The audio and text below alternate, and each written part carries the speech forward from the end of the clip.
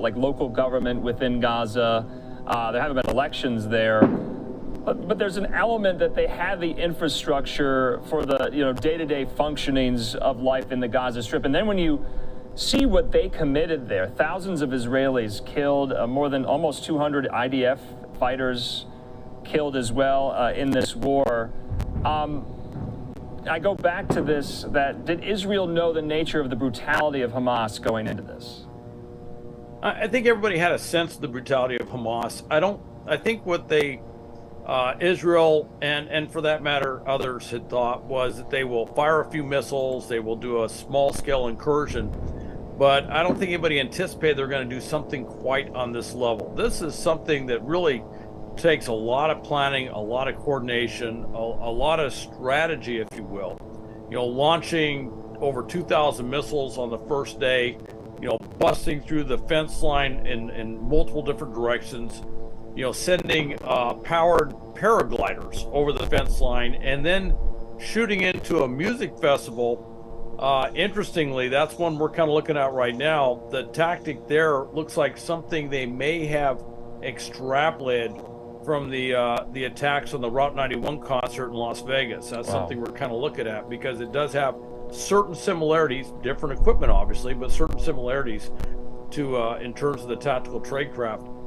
But doing all of that just takes it up to another level beyond. And so that, look, there's going to be a lot of time for recriminations, a lot of time for holding people accountable.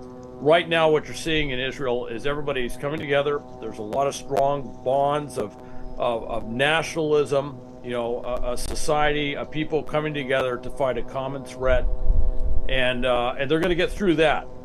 But if you remember what happened in Yom Kippur, that occurred almost 50 years ago to the day of this attack, which was another surprise attack, they did the same thing under Golda Meir.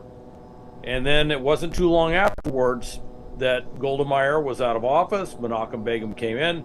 There was a lot of changes in government because after that was time to start holding people accountable. And I think that's going to probably happen with this situation. Yeah, over the last, year, thousands of Israelis have been out in the streets of Jerusalem and Tel Aviv protesting the judicial reforms. And you're talking about what changes in Israeli society for everyday Israelis going about their daily lives after this. Well, that was, a freedom from fear, if you want to put it that way, that the fact that you could amass thousands of Israelis to protest something domestically, kind of doesn't even translate into having a massive terrorist attack in the back of your mind. And so being caught on your back foot, you've heard that so many times. That's some of the critics to the Israeli response to this massive intelligence failure, possibly to this. That because of that freedom, that will never be the same now. It won't be the same. It's going to, let's just put it this way. They're going to be leaning forward, hyper vigilant for a very long period of time. Everyone's going to remember this.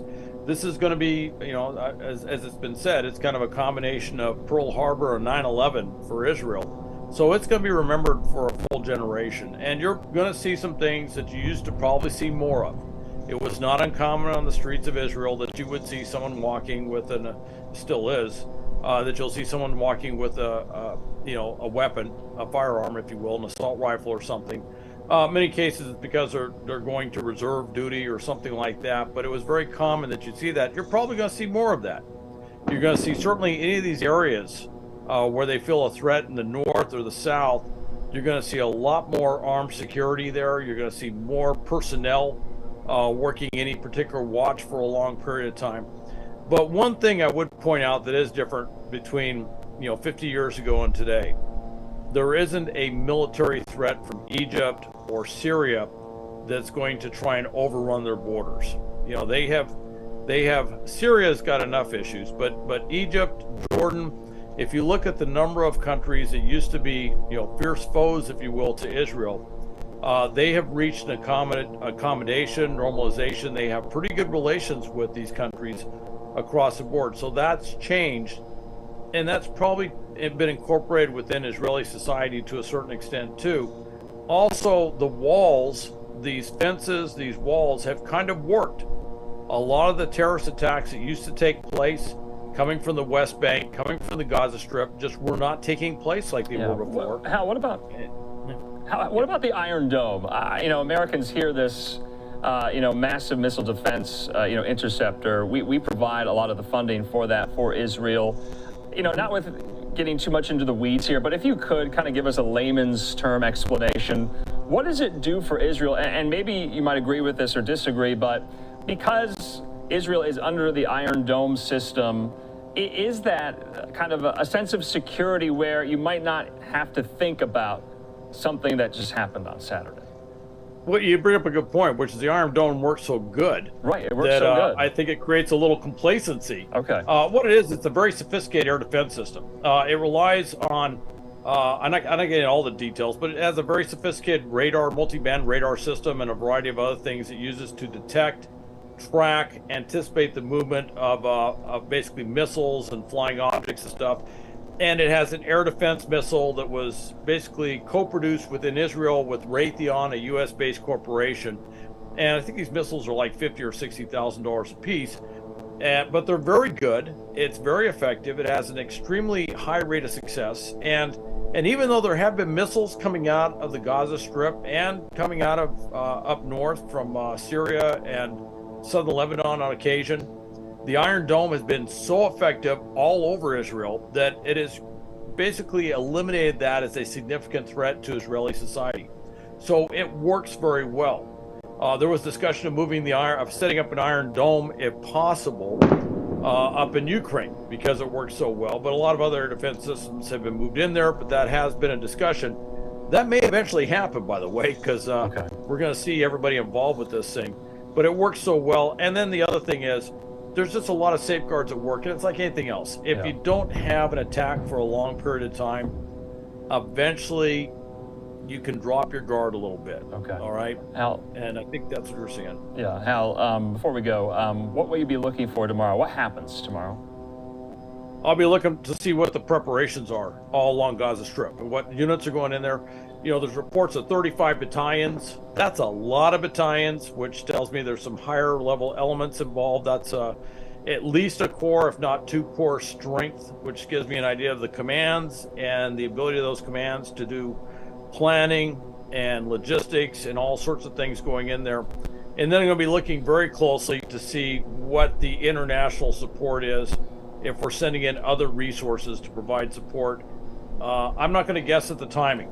They're going to go when they're ready. They're going to pick their timing. All right. All right, Hal Kempfer, as always, thank you so much. We can't thank you enough for guiding us through this horrible event now, war there in Israel. The sun's going to come up very, very soon there in our live picture over Gaza. We've been hearing more and more sounds. We were just letting the viewers listen to that, speaking with you, and we'll definitely be speaking tomorrow. Hal, thanks so much.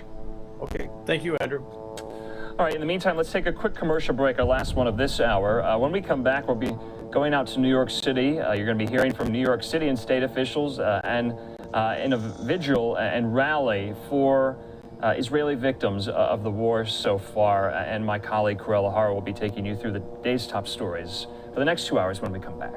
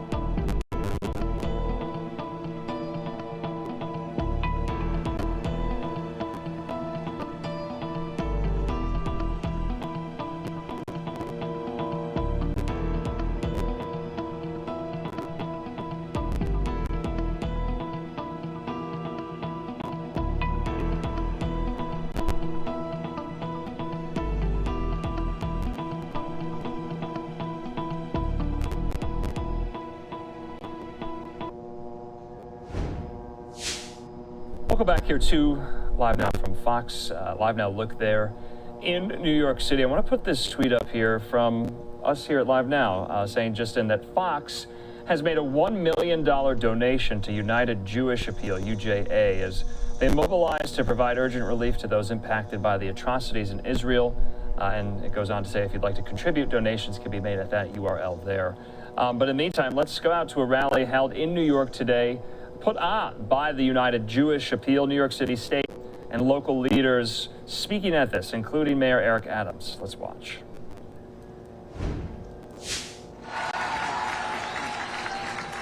Thank you, thank you. And I am not going to be long. I'm going to give you 4 words. This morning on my briefing, my special counsel, Lisa Zomberg, said something that I want us all to acknowledge. We've been through some tough time, New Yorkers. We're tough people. We saw the center of our trade collapse.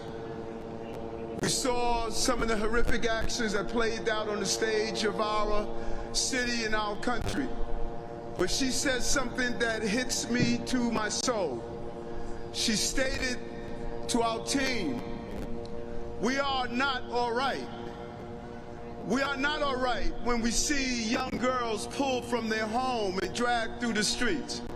We are not all right when we see grandmothers being pulled away from their homes and children shot in front of their families. We are not all right when right here in the city of New York you have those who celebrate at the same time when the devastation is taking place in our city. We are not all right when Hamas believes that they are fighting on behalf of something in their destructive, despicable action that carried out. We are not all right when we still have hostages who have not come home to their family. We are not all right. And we're not going to say we have a stiff upper lip and act like everything is fine. Everything is not fine. Israel has a right to defend himself, and that's the right that we know. Your fight is our fight. Your fight is our fight. And right here in New York, we have the largest Jewish population outside of Israel. This is the place that our voices must raise and cascade throughout the entire country. We will not be all right until every person responsible for this act is held accountable. And we don't have to pretend. And I want to thank my religious leaders throughout this city of all religious groups who reached out to us and clearly stated that they denounce the hatred and the anti-Semitism that was displayed on one of the holiest days of the year. This was intentional. This was bitter. This was nasty. This was something that shows Hamas must be disbanded and destroyed immediately.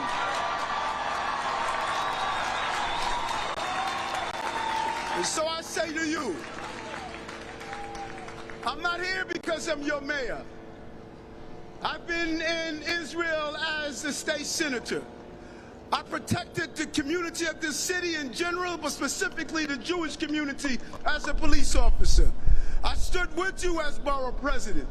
And now I'm here today to say not only am I the chief executive of this city, but I'm your brother. I'm your brother. Your fight is my fight. That swastika not only displays the pain of anti-Semitism, it displays the pain of racism among African Americans. You marched with us with Dr. King. You stood with us with all the fights we have. And I'm saying we're going to stand with you and stay united together. And we don't have to be all right. We should be angry at what we saw. Thank you, Israel.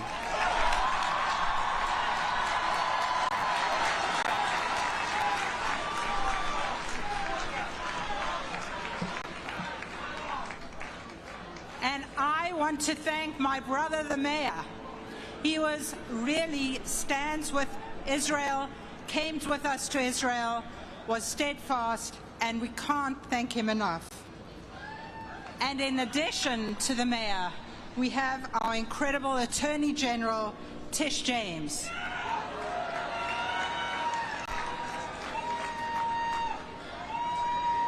Tish James has traveled to Israel. She has a long, deep relationship with the New York Jewish community, and we are deeply appreciative of her strength and her vigilance, and she will stand with us. We thank you so much. Please welcome our Attorney General, Tish James.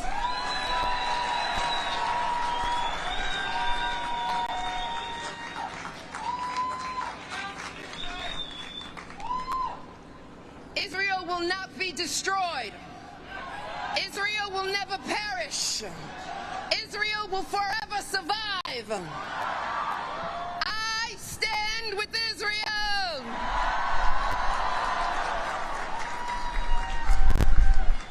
What the world witnessed this weekend was the most horrific terrorist attack against the Jewish people, carried out by a terrorist organization. And that organization must be destroyed because it does not represent the interest of any people. This was an attempted genocide. And therefore we come together in sheer horror over what happened in Israel. All of us, people of all religions and all ethnicities, who have come together to hold up our Jewish and Israeli families and friends. And as someone who represented in the city council Crown Heights for 10 years and kept them safe, I will continue to keep the Jewish community safe now all throughout the state of New York. And my message is clear. You are not alone. I stand here as a living testament to the fact that terror and hate will never, ever win. Children and mothers and seniors and Holocaust survivors murdered, taken from their homes, held by hostage by monsters, young people celebrating the joys, dancing in the streets, spreading peace, raped, murdered, and then paraded around in the streets in the most barbaric ways. The death toll mounts against the slaughter. Members of the military and paramedics killed while trying to protect innocent people in their country. Precious babies, the most innocent of God's creation, murdered and desecrated in ways that we cannot comprehend, all in the name of a sick, sick group of people. Families that will never be made whole again because of these acts of unspeakable terror. A nation in mourning, living under the greatest fear, yet is still called upon to respond to protect their own. A nation that still rises because they know the horrors of the real and immediate threat they face each and every damn day. This is the story of the Jewish people, resilient in the face of the most trying of circumstances. And tonight, we are here together to denounce the hate and violence and the terrorism. Israel's 9/11 that we will never forget and will never, ever happen again.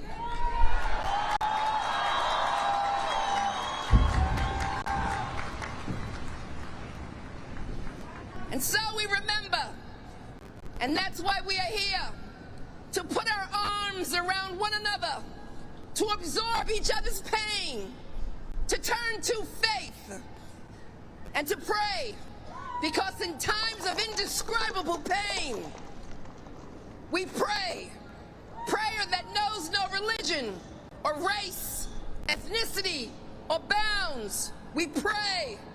We pray for those who were murdered. And then after we pray, we demand that the hostages be returned now.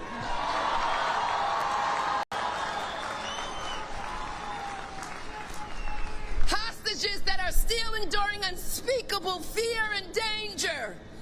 We pray for their safe return. And know, my Jewish brothers and sisters, know that God will be with you. He will never leave you, never forsake you. Do not be afraid and do not be discouraged. Hold on to hope, and may God be with Israel now and forever as we stand with Israel and we pray for peace. God bless you and thank you.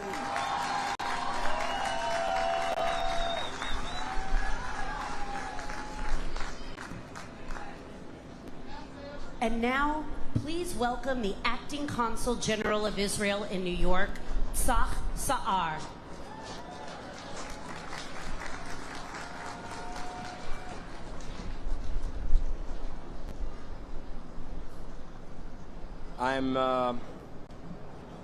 I'm still heartbroken. I just met Orna and Ronen here, parents to Omer, that is currently kept in Gaza, and they do not know where is he, how is he feeling, if he is alive. I'm heartbroken because my homeland is under a brutal attack. We are fighting for our very existence, and my homeland is your closest ally in the Middle East and beyond. This same land holds profound spiritual significance for a vast Jewish community in America.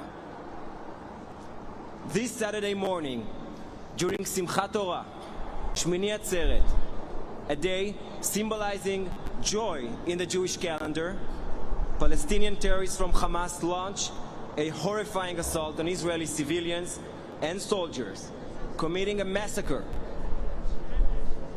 The scale of this cruelty is unparalleled. They claimed the lives of over 1,000 individuals, wounded thousands, and abducted more than 100. Among the victims were Jews and non-Jews, Israelis, Americans, and other nationalities. From civilian to soldiers, from young to the elderly, the horrors committed are beyond words. Children were murdered, women were assaulted and then taken to the Gaza Strip. Elderly individuals at bus stops were showered with bullets, and others were set on fire. These acts have robbed the victims of their dignity and humanity. It is the deadliest day for the Jewish people since the Holocaust. It is a modern pogrom, with Hamas showing a wickedness even beyond that of ISIS. These atrocious actions were not just against Israel, but also acts against America, against the world, against all humanity. We're listening there to some comments made earlier today that was at a rally in New York City as people continue to band together in support of Israel. Thank you for being with us here at Live Now from Fox as we continue our coverage. My name is Corella Hara, and I'll be with you for the next couple of hours, taking you through the day's big events and also the latest when it comes to this conflict. I do want to get to some breaking news right now, actually. Just moments ago, the IDF making remarks as we enter day 5 of this conflict between Israel and Hamas. Let's listen to some of those remarks next. 1,200 Israelis have been killed, sadly, and more than 2,700 have been wounded. This, however, will not deter us, and it will not weaken our resolve. We are focused, organized. We enjoy the full support of the population and the state of Israel, and I'm happy to say that we are also seeing, would normally come, but because they're so overwhelmed with the number of Israeli deaths Now this is the only centre in the whole of the country for Israelis that have died in these attacks to be identified. Their bodies are brought here. It started with bodies being picked up in private cars on Saturday. And then we began the process of identification. Soldiers wear name tags, but most bodies here are of Israeli civilians who were in bed sleeping when they were slaughtered, with not much to identify them with. We retrieved bodies while under fire. There are families here who still don't know what happened to their loved ones, killed or taken to Gaza, or laying out there in the desert. They simply don't know. This operation behind me, we're told, is 24 hours. We've seen volunteers coming along giving food and drinks to some of the security forces, the police, the ambulances. We've also seen a lot of activity from those obviously dealing with the bodies inside, wearing like gas masks and covering their shoes and their clothes with plastic gloves and things you would usually wear, as you would assume, when there are bodies piled up that have probably been lying in the heat because it's been quite warm here for the last couple of days. Now, we've also been seeing families lining up along the road all of the way this way here. They've also been coming through, and you can clearly see how upset, worried, concerned, angry they are at this whole situation, but also frustrated because they haven't been able to receive answers. Some of them say their family members are missing, so they're not sure if some of those are the ones that were taken as captives across that border into Gaza, or if their bodies of those family members are here in the building behind us. There's a lot of confusion still. There's a lot of unanswered questions. US President Joe Biden has reiterated his support for Israel in an address to the nation. Secretary of State Antony Blinken will travel to Israel on Wednesday to meet top officials. National Security Advisor Jake Sullivan says Washington's working to coordinate safe passage for civilians away from Israeli strikes in Gaza. As our White House correspondent Kimberly Halkett explains, those are strikes that the US funds and supports. Following his third phone call with Israeli Prime Minister Benjamin Netanyahu in just 4 days, U.S. President Joe Biden denounced the recent Hamas attack on Israel as pure, unadulterated evil. Biden asked Congress to provide additional military assistance on top of the $3.8 billion the U.S. sends annually. The White House confirms munitions and missile interceptors are en route to Israel to replenish its Iron Dome rocket interceptor system. We will make sure Israel has what it needs to take care of its citizens, defend itself, and respond to this attack. The U.S. has also pledged intelligence, but won't provide soldiers to support Israel's military. It's also not urging restraint, as Biden compared the actions of Hamas to the Islamic State, which murdered hostages starting in 2014 in Syria and Iraq. The brutality of Hamas, these bloodthirstiness brings to mind the worst rampages of ISIS. This is terrorism. The Biden administration has reiterated its commitment to a two-state solution to resolve the Israeli-Palestinian conflict. But Biden's speech failed to offer support for Palestinian civilians. Instead, he claimed moral high ground between the United States and Israel in comparison to Hamas. Terrorists purposely target civilians, kill them. We uphold the laws of war. The law of war. It matters. There's a difference. But that's not true. Not historically in past United States and Israeli conflicts, or now.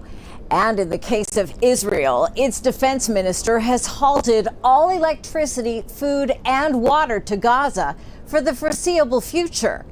Elements necessary to sustain civilian life. Kimberly Halkett, Al Jazeera, the White House.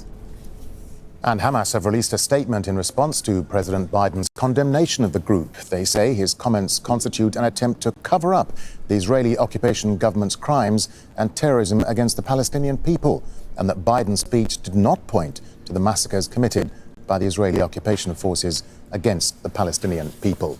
Let's bring in Rami Khouri. He's a distinguished public policy fellow at the American University of Beirut. He joins us live from Boston. Rami, always good to have you here. Look, there's already this war of narratives in this conflict. Ever since the US announced its unwavering support for Israel, we've heard Israeli officials declare Palestinians as human animals and proclaimed their intentions to commit crimes against humanity. How worrying is this narrative? It is worrying. It's been going on for many, many years. It's been one of the success stories of the Zionist Israeli public relations and lobbying campaigns in the United States across all society, and the media and the movies, education, politics. And the result is that the American president, the strongest man in the country who influences the country more than anybody else probably, has come out in excessive support of anything that Israel wants. It's quite extraordinary, the intensity and the scope of what Biden said, and his passion, as he said it, was also quite unusual for him. And he basically continued the process that has been going on for decades, since the 1967 war, of supporting Israel militarily and economically and protecting it diplomatically at the UN and at the ICC and anywhere where Israel may be held accountable. The U.S. makes sure that doesn't happen. Okay. The danger here... Rami, let me just jump in here because we're pushed for time. I mean, how is this war and the narrative playing out in the US media, particularly as we are already in the 2024 election cycle and President Biden has an important domestic audience to play to? It plays out very clearly by having very, very few authentic Palestinian voices, a torrent of Israeli voices, officials, former ambassadors, current officials, and an intense focus in the mainstream media, television particularly, on the families in Israel who have been worrying about their children who they can't find. They don't know if they're dead or if they've been taken prisoner. And there's these really tear-jerking short stories in the TV about these families, and they're very powerful. And they now do them 5, 6, 7 times a day. You see them almost on every American TV station. You don't see the equivalent about Palestinians. And also, you know, we know the names of the Israelis. We know the families and their living rooms, but we do not know anything. All we know about Gaza is that Israelis are bombing it in self-defense. And this has become a very clear pattern that permeates not just the media, but also the public political sphere at the national level, where Israel concentrates its lobbying and its pressure campaigns, which have succeeded. And the last point now is that the Israelis, with complicity by many Americans, are trying to silence the voices of Palestinians or pro-Palestinian progressive Americans in universities and labor unions and media and other places. And this is now being fought out in the courts. Rami, we know the US government is a signatory to both the Geneva Conventions and the Genocide Convention, which means it has obligations under international law to prevent war crimes. Is this a responsibility that the US is failing to shoulder, do you think? Yes, the U.S. and many other countries, Great Britain and many other Western countries, there's two things here. You have these individuals who are politicians, and politicians say whatever they need to say to gain the public support or financial backing of donors or votes at that moment. And the second point is that these are, especially when you look at the US, the UK, and some other countries, these are colonial powers. It's not the old-style colonialism of the 19th century. It's colonialism where these countries feel that what they say, how they act, how they dress, how they behave, their values should be the ones that all the world follows. And they set the rules and everybody else should follow. They can break the rules if they want, but nobody else should break them. Rami, just a final quick thought to you. I mean, many experts say this is not a conflict that has a military solution. And in terms of preventing further loss of Israeli and Palestinian lives, the way forward is to address the historical source of this, and that the US must end what many see as complicity in Israeli apartheid and the dehumanization of the Palestinians. So what is the way forward? Just briefly, Rami. there has to be a buildup of demand to do this within the United States. And I've experienced this myself over the last 5 decades that I've been in and out of the U.S. And the anti-Vietnam War movement, the environmental movement, the women's rights movement, the civil rights movement, these took years and years and years to develop enough popular mobilization and support to force the national leaders in Washington to change their policy. Apartheid, the Americans didn't want to change but they were forced to, in the end, to go against apartheid in South Africa. So it'll take time.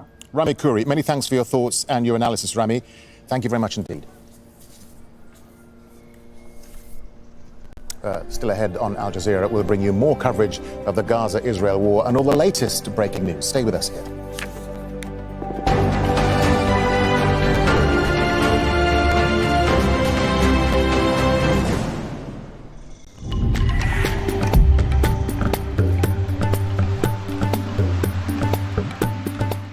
Hello, we've got some rather nasty weather making its way towards the deep south over the next couple of days. You can see this area of cloud here. That's going to join up with a tropical system just brewing up in the Gulf of Mexico. That's something to watch out for. Wetter weather continuing around that eastern side of Canada, through Ontario into Quebec. This slow-moving system continue to just grind some wet weather in across the region. And we've got another area of low pressure just around the western side of Canada, and that'll bring some cloud and rain in here. Strong winds as well as we go through the next couple of days. Sinking southwards into Washington State, into Oregon, northern parts of California, also seeing some of that wetter weather, and we'll see that rain making its way across the Rockies, turning to snow. Remember our system down towards the deep south? Really heavy downpours then setting in on Wednesday, sweeping across Mississippi, Alabama, right across into Georgia, through the Panhandle. So that could cause some localised flooding. Lively storms spilling off the Rockies, turning to rain as it moves across the plains, and that will bring some heavy rain in here at that stage. Heavy rain with a risk of flooding also coming into parts of Mexico. Couple of storms just offshore here, bringing that wet weather into the western side of the country, and it looks very unsettled with a risk of flooding.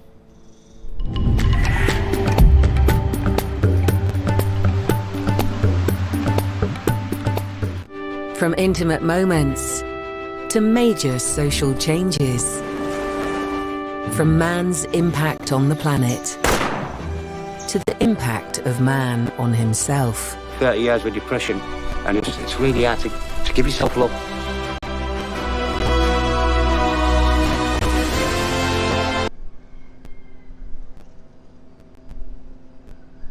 Is comprised of children. So when you see those scenes that you just showed earlier of Gaza under bombardment, you have to remember half of the people living there are children. They have nowhere to go, and that's the other thing, right? So I mean, in that sense, I didn't see all of what the ambassador said, but I agree. I mean, I think all of us should be asking for, first of all, an immediate ceasefire, and secondly, the cessation of this kind of siege that's been imposed on Gaza in particular, and Palestinians in general. I mean, Gaza is kind of the worst case example of it. But this siege that's been imposed on Palestinian life, you know, for decades now. We have to remember the violence that's unfolding before our eyes now didn't come out of a vacuum. It didn't come from outer space. It has come, and it comes in response to a situation of ongoing violence. So when we think about violence, we have to remember violence doesn't just mean rockets and bombs. Violence also means stopping children from getting an education, which the Israelis do on a consistent basis by stopping people coming and going from the Gaza Strip. It means denying people medical care, for example. It means denying people access to their farmland or to their crops or to resources in the outside world. All of those are forms of violence. Mostly they don't get seen, they don't get tabulated, but they count, they matter. They literally take life as surely and as effectively as rockets and bombs do. It's just that they're invisible because they're much less, you know, spectacular than the violence that we associate with rockets and bombs. So yeah, I think there should be a stop to all forms of violence, and I think above all there should be a stop to this long-lasting, slow, relentless, everyday kind of violence that the Israeli occupation of Palestinian life has entailed. Again, to remind your viewers, not for 1 year or 2 years or 10 years or 20 years, but literally for, in the overall picture of Palestine, for 70 years, certainly in the case of Gaza, 50 or 60 years. Gaza was occupied in 1967, and it's been held in this condition, more or less, sometimes worse, sometimes better, but essentially this condition of occupation since 1967. So we have to bear that in mind. That's the condition out of which the present-day violence erupts, and we have to bear that in mind always. Right now, we're taking a live look out is once again Gaza City, the sun rising over in that area, approaching 6:30 a.m. local time in Israel. I want to stay with this topic. Doctor, speaking on the effect that it has on children, all of this conflict in that region, and turn now to the Hamas as well. Because children caught in this vacuum, of course, you're saying that this doesn't just pop up out of nowhere, this kind of conflict that we're seeing from over the weekend.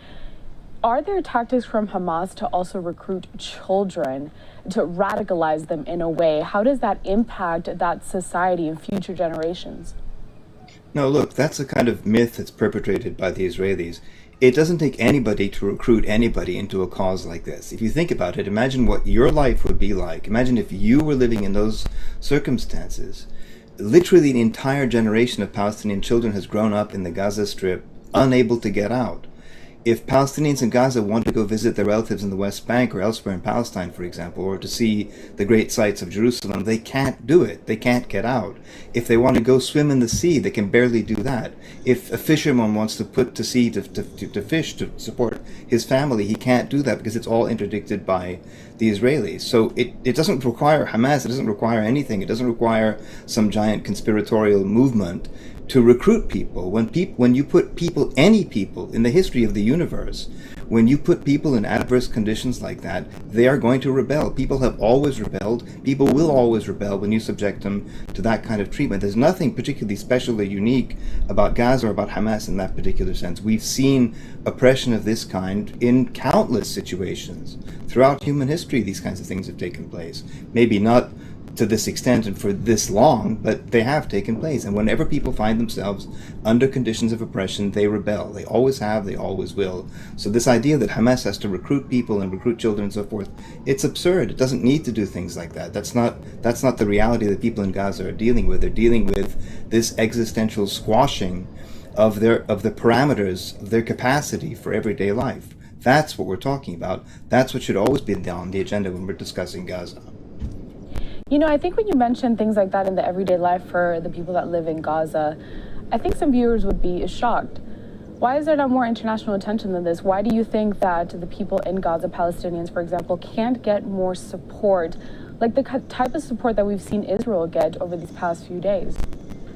I mean, that's a long story, and I've literally written books about this subject, but the short version of the answer is that sympathy for the Israeli cause has been engendered over many, many, many decades for a wide number of reasons. But there's also this sense of if things aren't spectacular and on TV screens or on internet screens or whatever, we tend not to notice them in the West. So, for example, the slow drip, drip, drip, drip, drip of small-scale Israeli violence against everyday Palestinian life, that's how do you can't show that on a TV screen. What are you going to show? Somebody sitting in a cancer ward, for example, or a farmer who can't get to his fields. What is there to show? There's nothing spectacular to it. It's when the violence becomes large scale and spectacular, that's when Western media interest is drawn to the situation, and then suddenly people, they're talking about Gaza again. When the shooting stops, when the bombing stops, which eventually it will, sooner or later it's going to stop, we're going to go back, unless something changes fundamentally, we're going to go back to this imprisoned and besieged population. And just look at the terms in which the Israeli government in the past couple of days have talked about this population of Gaza, which I remind you is half of the people there are children under the age of 18. The Israeli government uses terms like animals to refer to this population. Those are the terms used the other day by the Israeli defense minister. He said he's removed all restraints from the Israeli army in bombing targets in this city. So again, when you look at this densely packed city, 2 million people living in this built-up urban area, they cannot escape. They don't have shelters. They have nowhere to go to. Concrete isn't allowed in. So they're subjected to this Israeli bombing, and they literally have nowhere to go to. right? So these kinds of things, these are the conditions of everyday life now. But as I said, when the bombing stops, it's going to go back to the small-scale violence of people unable to live their life, unable to get to school, unable to study in the United States. I mean, we here in our university, for example, and other universities across the U.S., we often get applications from students in Gaza who want to study in American universities, for example, whether undergraduate or graduate or with scholarships or fellowships, or including U.S. government fellowships, by the way, sometimes. And the Israelis just say, no, you're not going to go. You can't get out. You're staying here. Or if you go out, you can't come back in. So those are the forms of everyday violence that need to be taken into account. This has been a really polarizing topic the last few days, what I've seen from across the world. People are very much divided.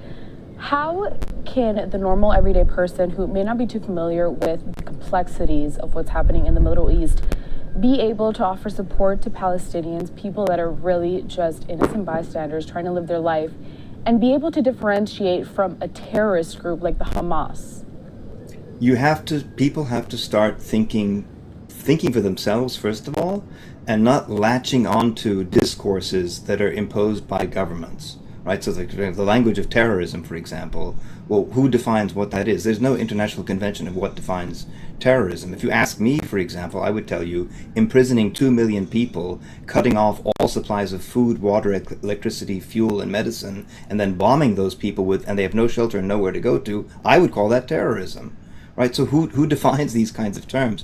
People need to start thinking for themselves, to think through the rhetoric imposed by governments, and to start seeing facts on the ground as they actually take place. So again, in the case of Gaza, think about how would you react if you were living in a territory completely surrounded, cut off from the outside world, and now these days completely cut off from fuel, medicine, electricity, water, and any sort of outside hope, and bombed on top of it. And as I said, nowhere to go to. You can't even pick up and run away. I mean, in other situations of war, the last thing you can do, at least, is pick up, take your family, and run to somewhere else to get away from the bombing. In Gaza, you can't get out. It's a giant open-air prison. And so it shouldn't take, we shouldn't need labels and sort of government slogans and things like that to think through what's happening here. We should be able to think for ourselves. Anybody can think about what it would be like to live under such circumstances and think for themselves. What would their response be if they found themselves under those kinds of circumstances? What would their reaction be? How would they want to live life like that, where their everyday life is subject to the control of a power that exerts control over the parameters, literally, of their every living moment, practically, and suffocates them, from cradle to grave, in effect.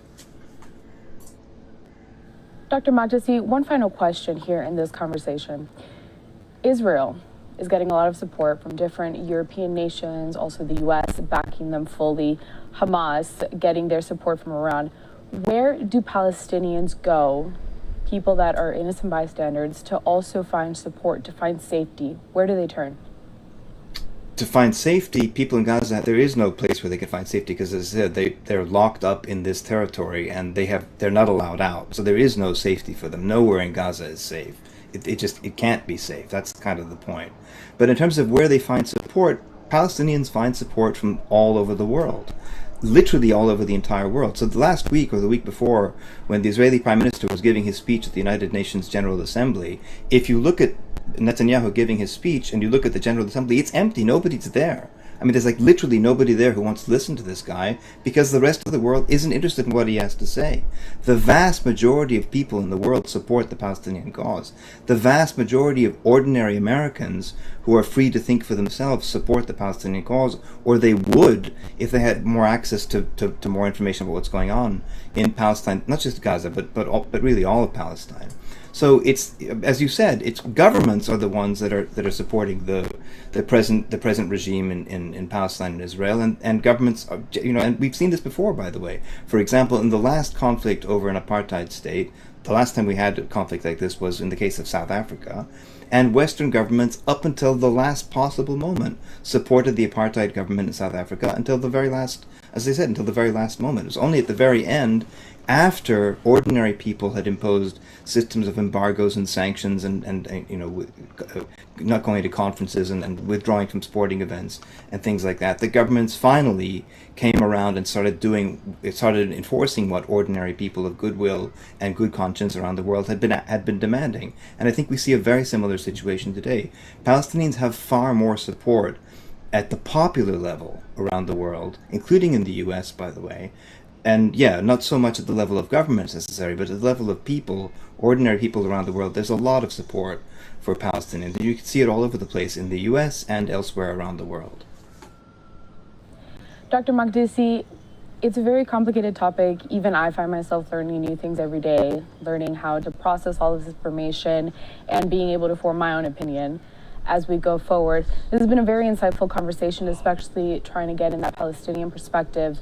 I know it's something that can get lost, especially when people hear the word Hamas, a terrorist group. You know, no one wants to even think that they could side with a group like that. And that's not what we're talking about here. We're talking about Palestinians. Yeah, a normal family, right? That's a very important point. As soon as you hear that word, Hamas, terrorism, and so forth, your people's brains shut down. They stop thinking. Well, why? You should always use your brain. Always think for yourself. Always try to see through those kinds of slogans and headlines and things like that, and use your brain to think for yourself. Look at the situation on the ground and figure it out. You keep saying, by the way, that it's complicated. It's actually not that complicated. It's a pretty straightforward situation. As I said, anybody who lives under those kinds of circumstances is going to rebel against them. That's what people have always done. It's what people will always do. There's nothing particularly special about Palestinians. Other kinds of people have rebelled. We've had rebellions here in the US, we've had rebellions in Europe, in Asia, and Africa, all over the entire world. People rebel when they're subjected to intolerable conditions, and there's nothing particularly special about Palestine, but that's where it's happening now. Dr. Makdisi, I do want to ask before I let you go, because like I said, there's a lot of information, a lot of things to digest, especially not with something complicated, but maybe just very big events that affect everybody very differently. People like to form a very strong perspective and try to pick a side that they want to lead against. But before I let you go, I do want to ask if there's anything that you would like to add, anything that you think our viewers should know regarding this conflict. Yeah, as I said, try to see through the headlines, try to think for yourselves. That's the most important thing that anybody can do, and inform yourselves too. There's plenty of material out there to read, to study, to understand about what's been happening in Palestine. Plenty of histories, plenty of books have been written about this subject. And as I said, it's not that complicated. It's pretty straightforward. I mean, the nutshell version of it basically is that this is a conflict between a state that is trying to impose one kind of monocultural vision on a land that has always had different religions, different languages, different cultures. And it's basically a struggle between, if you want, monoculturalism and multiculturalism in a sense. If you want the imposition of one way of living, one way of thinking, one ethnic identity, as opposed to a plurality of different kinds of identity. When it comes to that kind of clash, I know whose side I'm on. I'd rather live in a world of diversity and inclusion and different kinds of people living harmoniously together, rather than the imposition of one way of thinking, one way of acting, and one kind of being on a historically multivalent, multilingual, multi-religious society. Dr. Sadi Makdisi, UCLA professor, author of Palestine Inside and Out, an Everyday Occupation. Thank you once again for joining us here at Live Now from Fox, offering a different perspective. We hope to welcome you back sometime in the future as we continue to cover this conflict overseas. Thank you. Everyone else here at Live Now from Fox, I want you to stick with us because we are continuing our coverage on the war in Israel against the Israeli military and also the Hamas. This is another live look out at Gaza City, the place that has been heavily affected since this weekend. We're going to step away for another short break. Don't go anywhere. We'll see you back here in 2 minutes.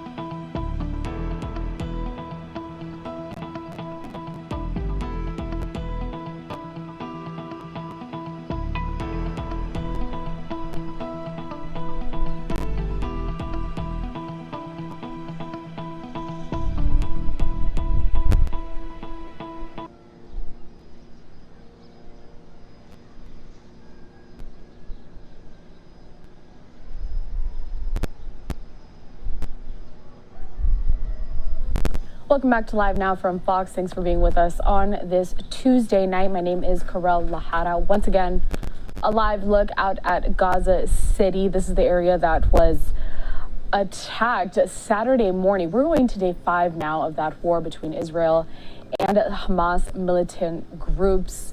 We are approaching 7 a.m. local time there in Israel, so you see the sun coming up at this moment.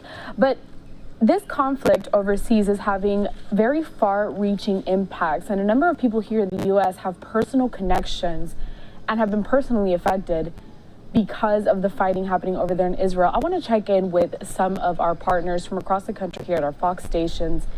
They continue to talk to families that have been personally impacted. As I said, I want to start with this report from our team down in Austin.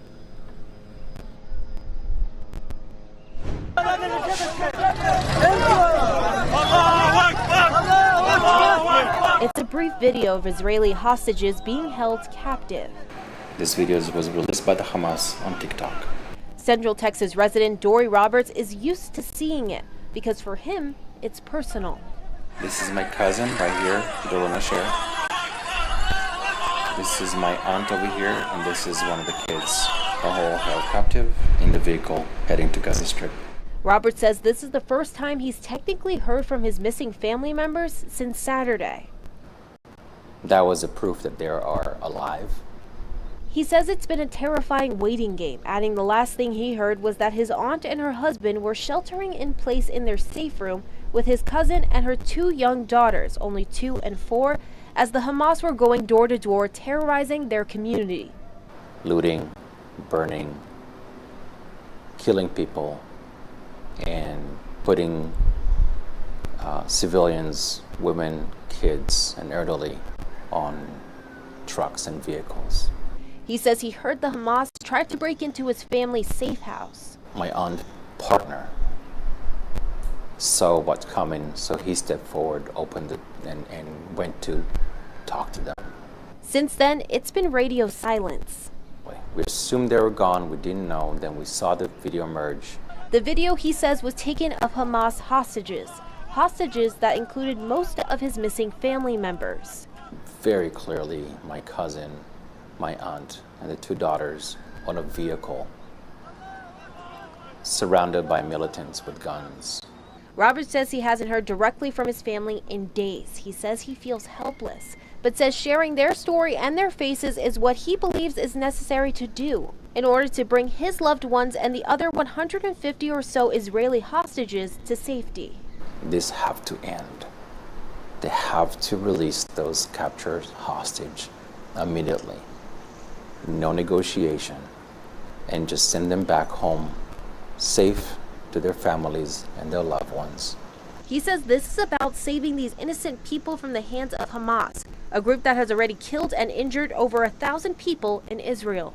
And what we saw here is not just a terrorist organization coming to hurt Israelis, but actually breaking down borders and reaching into the heart of Israel to hurt not an army, but civilians, babies, kids, women, and elder people. Amanda Ruiz, Fox 7 Austin News.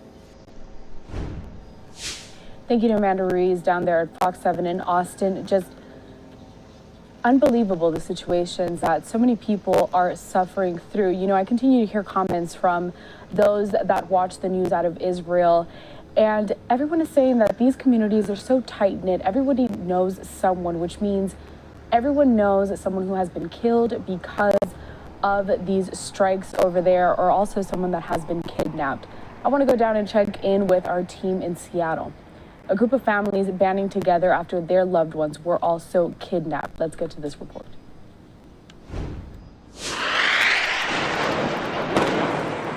During a time of war in Israel, a twist of fate brought 5 families together, sharing an unthinkable connection. We are the family members of U.S. citizens that were kidnapped into the Gaza Strip. Their loved ones, Americans, are unaccounted for after Hamas militants launched terrorist attacks in Israel. This father says his son, who was in the Army Corps, was serving on the border of Gaza, but is now reported missing in action. Nobody since Saturday morning has been able to physically locate him, identify him, and say that he saw him. It also means that he's not in the hospital. It also means that he's not on the deceased list that has been identified. As the conflict rages, the number of lives lost continues rising. Many more people are getting hurt, while others have not been seen alive in days. This father says his son was last known to be in kibbutz, expecting his third child with his wife. Sagi is exactly the kind of son that every father would want to have. A leader, a friend, a loving man. He and many other such young men on the kibbutz are now missing after having tried to repulse the attack by evidently hundreds of Hamas terrorists and looters. Worried their loved ones are being held captive, these families are calling for action to the U.S. government to help. All we ask from the Biden administration and the Secretary of State, Blinken, is to act to the immediate release of all hostages. In his latest address, President Joe Biden says he is aware U.S. citizens are among the Hamas hostages, stating his administration is working with Israeli government to share intelligence and deploy experts to support recovery efforts.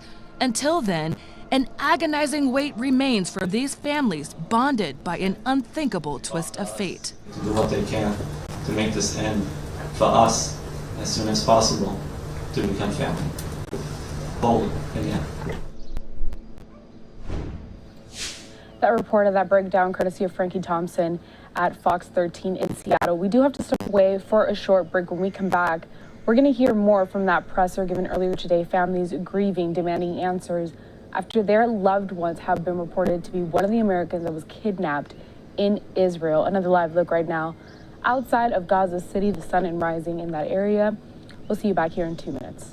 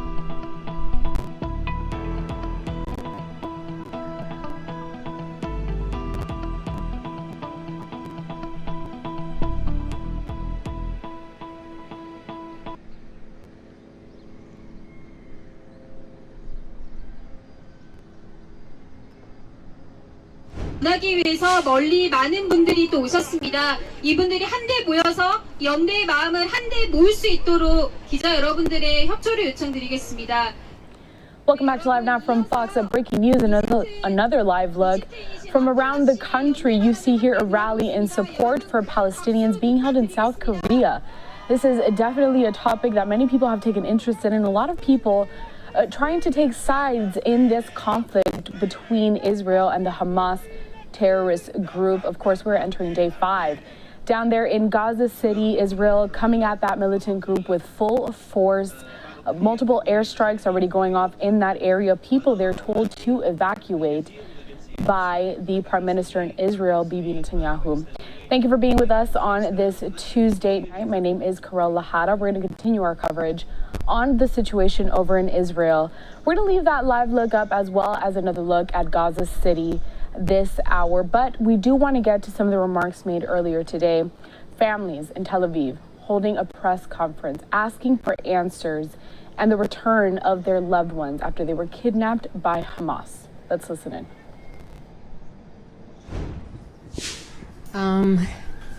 My name is Rachel Goldberg. I'm Hirsch's mom. I guess should I start with what happened starting Saturday morning? I was upstairs in my house in Jerusalem. I knew that Hirsch and a friend of his were sleeping out, camping somewhere. I didn't know exactly where. The first sirens, the bomb sirens, went off in Jerusalem, so I ran down the stairs to wake my 2 daughters so we could get into the bomb shelter in Jerusalem. When we got out 10 minutes later with the all clear, I normally don't use my phone on the Jewish Sabbath, but it was an emergency and I needed to know where my son was. So I turned my phone on, I believe at 8:23 in the morning. And when I turned it on, there were 2 texts in a row from Hirsch at 8:11. The first one said, "I love you." And immediately at 8:11 also it said, "I'm sorry." And so I knew immediately wherever he was, it was a terrible situation. I took it to mean, I love you and I'm sorry because whatever is going to happen is going to cause you tremendous pain and worry. Since that time, I of course tried calling him right back. There was no answer. I texted him a couple times, "Are you okay?" I've not heard from him since the text I received at 8:11 on Saturday morning. We've since found out from putting together eyewitnesses from a picture from inside of a bomb shelter that we saw. We tried to put together who was in that bomb shelter with him. We've spoken to eyewitnesses. We know that he was injured in a gun battle. I mean, they were all civilians at a music festival. They were fish in a barrel, sitting in this bomb shelter. Terrorists came to the door. They were throwing grenades in, shooting machine guns. And we know that Hirsch's arm from the elbow down was severed, was blown off, and that he tied a tourniquet around with his shirt. And Hamas came in after the gunfire settled down and said, "Anyone who can walk, stand up and walk out." We are told that he was completely calm. I think he was probably in shock. And he got up and he walked out with 5 other people, young people from the music festival, 2 young women, 3 other young men. They were put on a pickup truck and driven away by Hamas. Then the police told us one thing they knew is that the last known cell signal from his phone was on the border with Gaza. So not much to add. Hirsch was at the festival. You were listening there to one of the parents, but of course this panel of 5 different families now wondering where their loved ones have gone, if they will be returned. That's after they were kidnapped by Hamas militants during that conflict in Israel.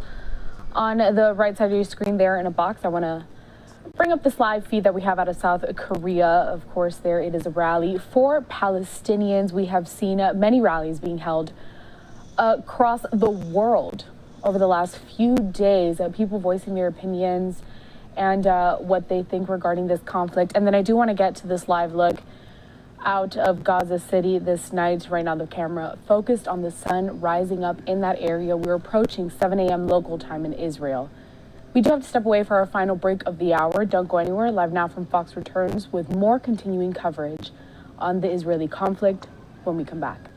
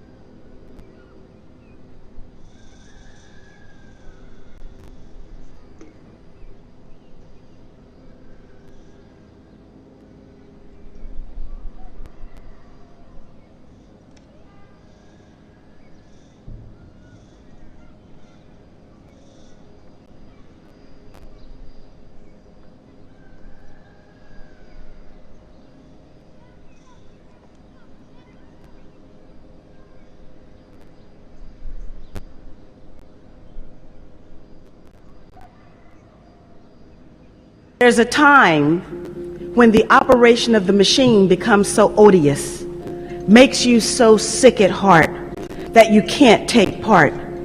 You can't even passively take part. And you've got to put your bodies upon the gears and upon the wheels, upon the levers, upon all the apparatus, and you've got to make it stop. And you've got to indicate to the people who run it, to the people who own it, that unless you're free, the machine will be prevented from working at all. Those are the words of Mario Savio, a student organizer at the University of California at Berkeley in the 1960s. I was too young to understand them at the time, but I understand those words now. And I have organized my life around those words ever since. I decided that every day when I rise from my bed, I will ask myself, what can I do to resist? And so I've chosen to resist government lies and propaganda. Every day I resist war. I resist the daily insults to human and earth dignity. I'm proud to proclaim that I've chosen whose side I'm on. I'm on the side of truth. I'm on the side of justice. And I'm on the side of peace. I'm on the side of dignity. I am on Tun Dr. Mahathir's side. I am on Perdana's side. I am on the side to criminalize war. And that means I'm on your side. I want the people of Malaysia to be able to live without intrusions from non-Malaysians, and for you to be able to resolve your issues without outside interference. And I want that for every people in every country on this planet. And I want the planet to be respected so that it can continue to sustain life, and every life must be a life worth living. I'd like to thank Tun Dr. Mahathir and Tun Dr. Siti, the Perdana and criminalized war families, for inviting me to be here with you today. And I'd like to also thank all of you in the audience for supporting my presence here over the years.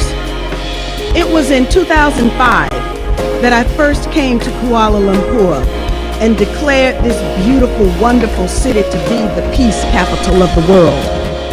I've come back every year full of hope as I joined with the Pradana Peace Organization in pursuit of this illusory goal. But I have to admit that my optimism has begun to wane. My faith in this work is being tested. And while I'm absolutely certain of the correctness of our way, I've begun to ask different questions.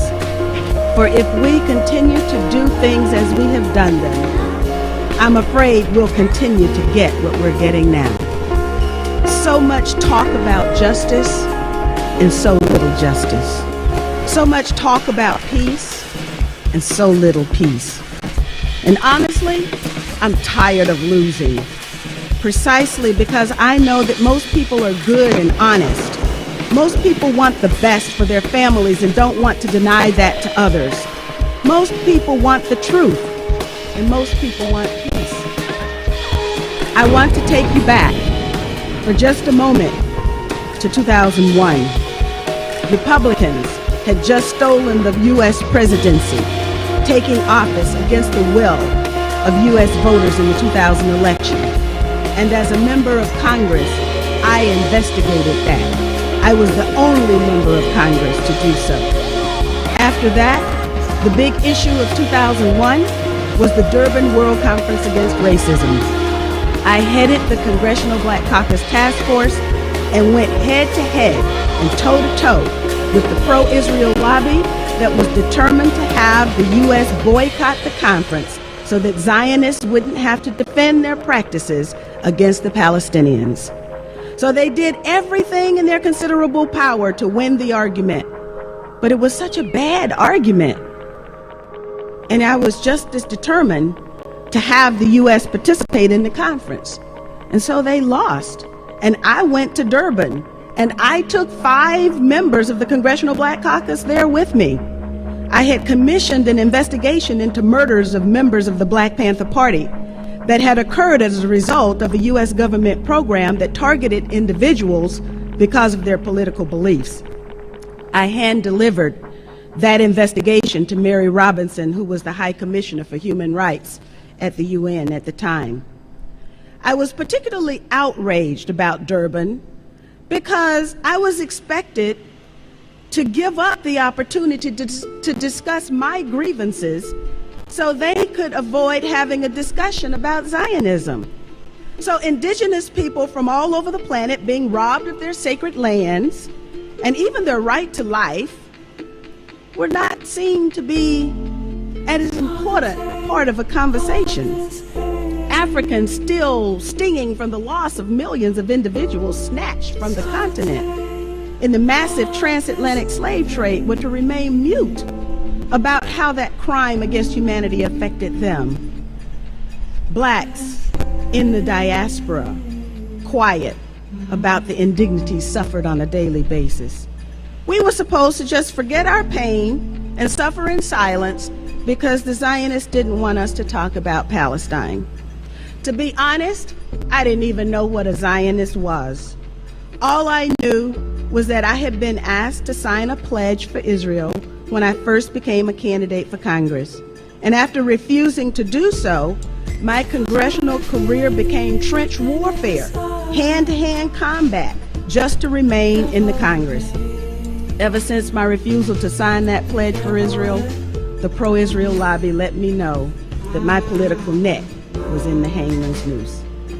It was the pro-Israel lobby that decided to tighten that noose when I questioned the Bush administration's actions on and after 9/11. I asked the question then, what did the administration know and when did it know it about the tragic events of September 11th? I was in Washington that day and experienced the most chaotic and confusing day of my life. But my gut told me that this was nothing new. I was experiencing what I had read about so many times before. I figuratively stepped outside of myself and watched as we members of Congress gathered on the Capitol steps. I was a critical observer at the members-only briefings, and I noticed everything.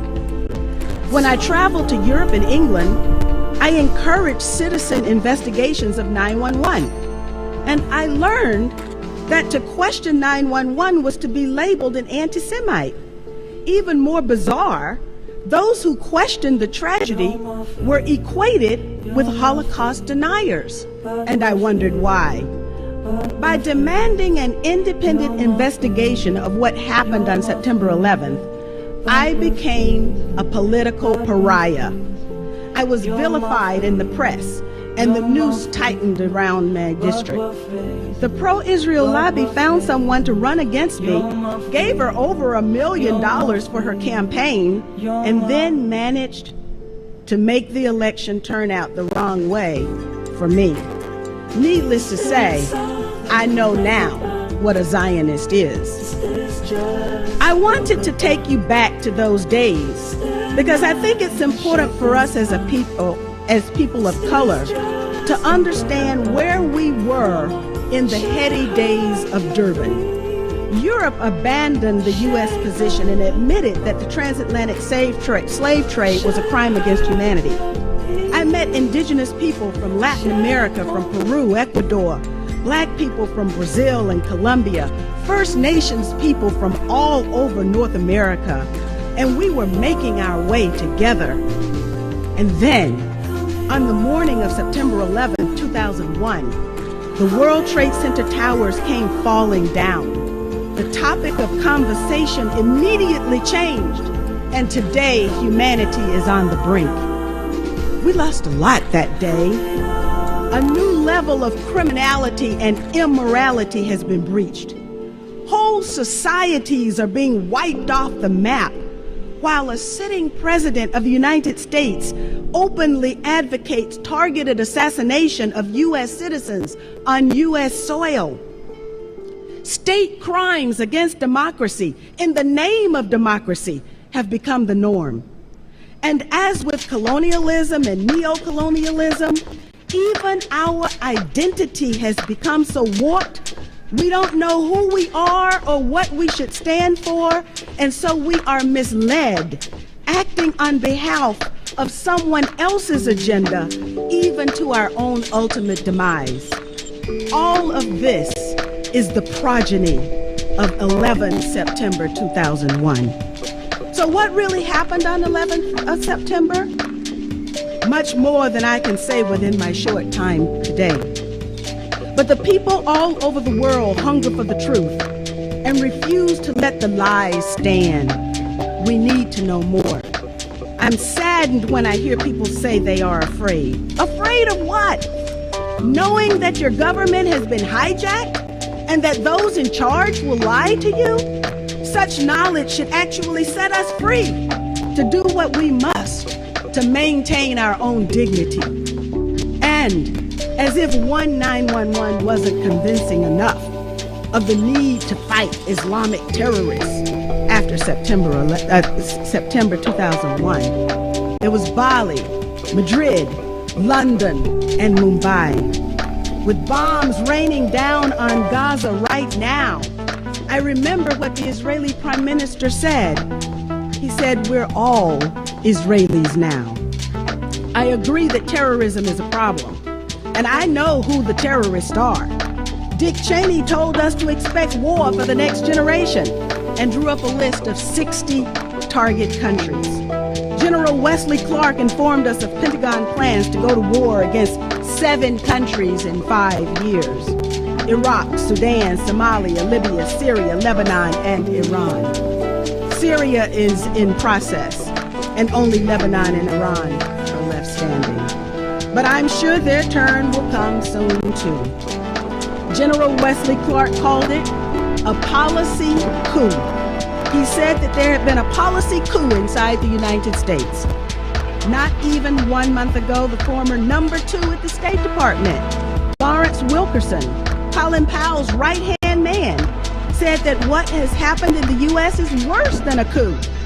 The U.S. media would have you believe that the U.S. is divided. Non-white versus white, Christian versus Muslim, native-born versus immigrant, white versus Latino. I disagree with that. I've traveled into every nook and cranny of the United States, and I can tell you that people are united and sick and tired of war. The means of division is developed by those who write the scripts in order to pit us against each other. That way, we forget to focus on those who planned September 11th, those who profiteer from war and killing, and those who, like cowards, vote to send our young men and women off to fight someone else's wars or worse, remain silent even while whole countries are being destroyed.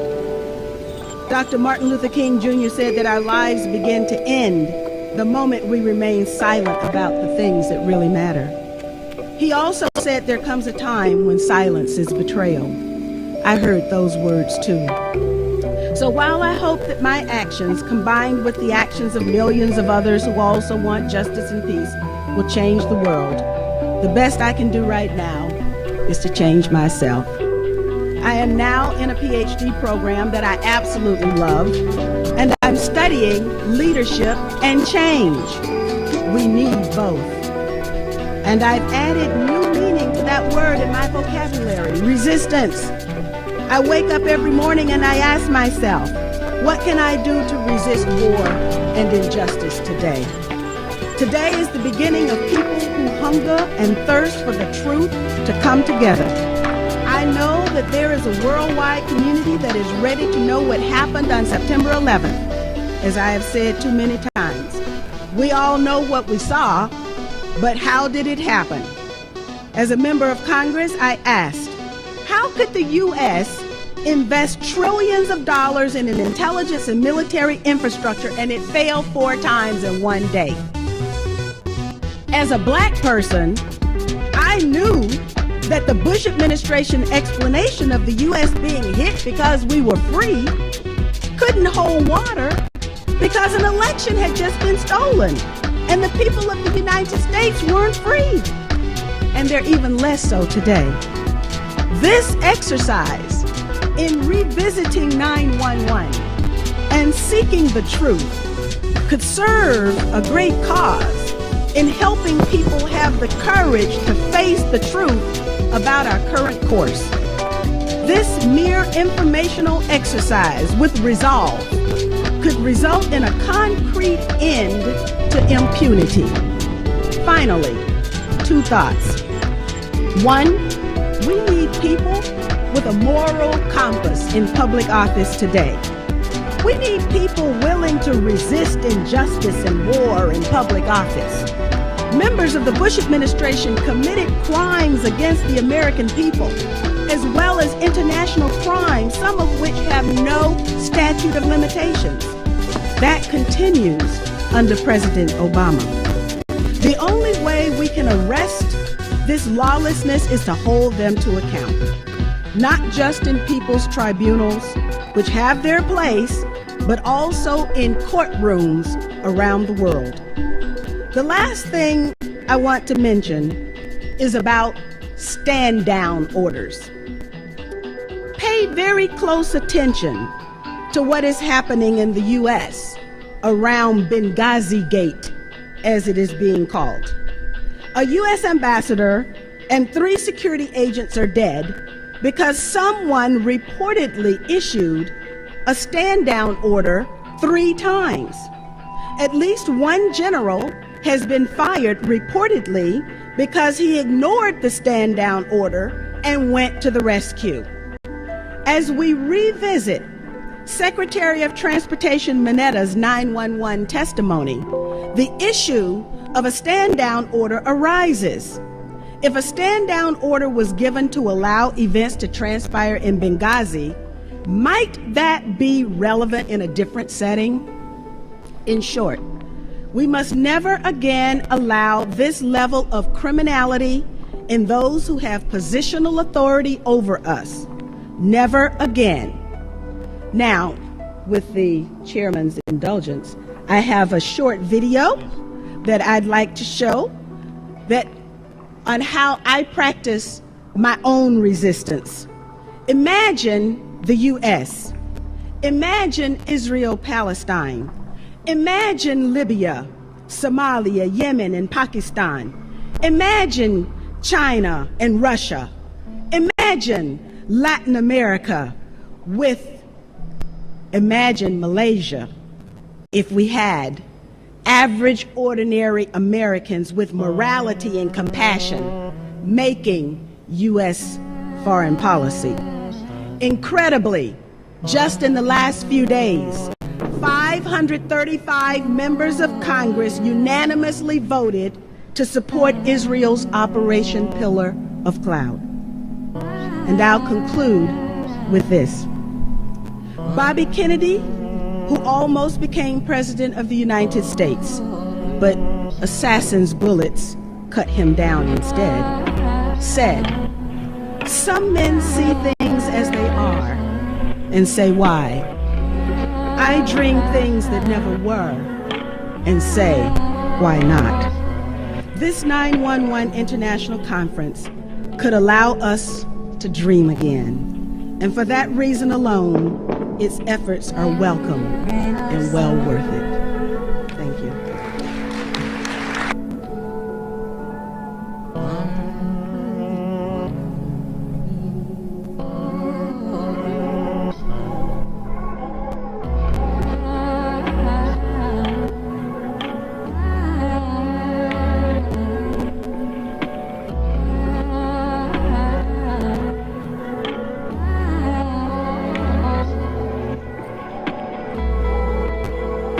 Israel in Syria, Israel in Egypt, Israel in Lebanon, Israel in Jordan. And they turn their attention away from what is really at the root of the conflict, which is two peoples who are claiming possession and the right to sovereignty over a single piece of land.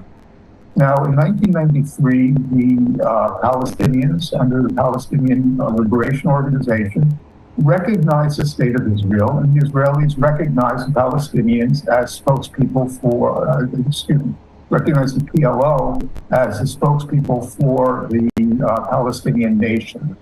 Since that time, between 1993 and 2015, there have been a negotiation as to what the fate of the Palestinian nation is going to be, whether it will be sovereign, whether it will be joined with Jordan, whether it'll be an autonomous part of Jordan, et cetera, et cetera. So this is the situation as it's developed since 1993 or so. In 2015, talks between Israel and the Palestinians broke down.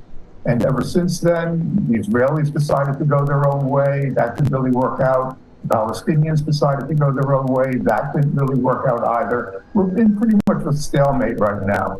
Now enter Hamas, which won elections in 2007, and which is very, very worried about the Palestinian issue dropping off the international agenda.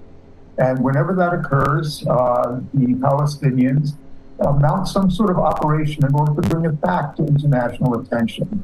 So the main thing that's going on right now, which has disturbed Hamas and disturbed many Palestinians, is the idea of Israel and Saudi Arabia normalizing their relations. If that occurs, that means that Saudi Arabia is basically saying that we don't really care about the Palestinian issue anymore. What we really care about now is having good relations with Israel, so Israel could join us in our confrontation with Iran. We'll write off the Palestinian issue, which is what the Palestinians fear the Saudis are saying. And what we'll do is instead, we will support the rival faction to Hamas. And the one that rules in the West Bank is called the Palestinian Authority. Now, Hamas is upset about that. Hamas is upset about the idea of the Palestinian issue being abandoned. They don't like the idea that Israel has normalized relations with a number of Arab states, the UAE, Bahrain, Sudan, Morocco. Because by doing so, what these states are saying is it's okay that the Palestinians in 1948 were forced to flee their homes. It's okay that they don't have a sovereign state yet. What's really important for us is to get back to business. I want to go back to a point that you made, Dr. Galvin, speaking about the talks between Israel and Palestine some decades ago and how those talks fell apart. Why did they fall apart? What were the issues that just caused all of that to crumble, so to speak? Well, there was always an imbalance in Oslo. Remember, the Palestinians recognized Israel as a state. Israel recognized Palestine as a nation. In other words, that the future of Palestine would be up for grabs. More than that, the Israelis were in occupation of both the Gaza Strip and the West Bank. So the Palestinians, every step of the way, had to literally beg for the Israelis to withdraw from this small sliver, that small sliver, and so on and so forth. Add into that, there was terrorism from both sides. The Israelis on the one hand, the Palestinians on the other hand. The Palestinians launched an uprising in 2000, which was extremely bloody. But when it came to bloodshed, the Israelis were no pikers either. So we have that taking place on both sides. And then in 2006 or so, or actually even before then, in about 2003, the Israelis decided, we don't need to talk to the Palestinians anymore. We're going to build a wall. We're going to include everything we want within that wall, including Jerusalem. We're going to withdraw from Gaza because there's a lot of very angry, very poor people in Gaza. We don't really need it. And fundamentally, if the Palestinians want to have a state, they can have a state outside the wall. If they want to not have a state, they don't have it, but it's none of our concern. Well, the Palestinians, obviously did not agree. And there was another confrontation between Israel and the Palestinians in 2006. And so the Israelis figured out that they couldn't just walk away from it. The Palestinians, on the other hand, decided to walk away from negotiations a little bit later by declaring a Palestinian state at the UN. The United Nations General Assembly endorsed the idea of a Palestinian state. There was round after round after round of Oslo negotiations taking place, some more ridiculous than others. And then finally, the Americans who were sponsoring the talks just threw up their hands and said, it's just too much political capital. We just can't do this anymore. And since that time, there have been no negotiations.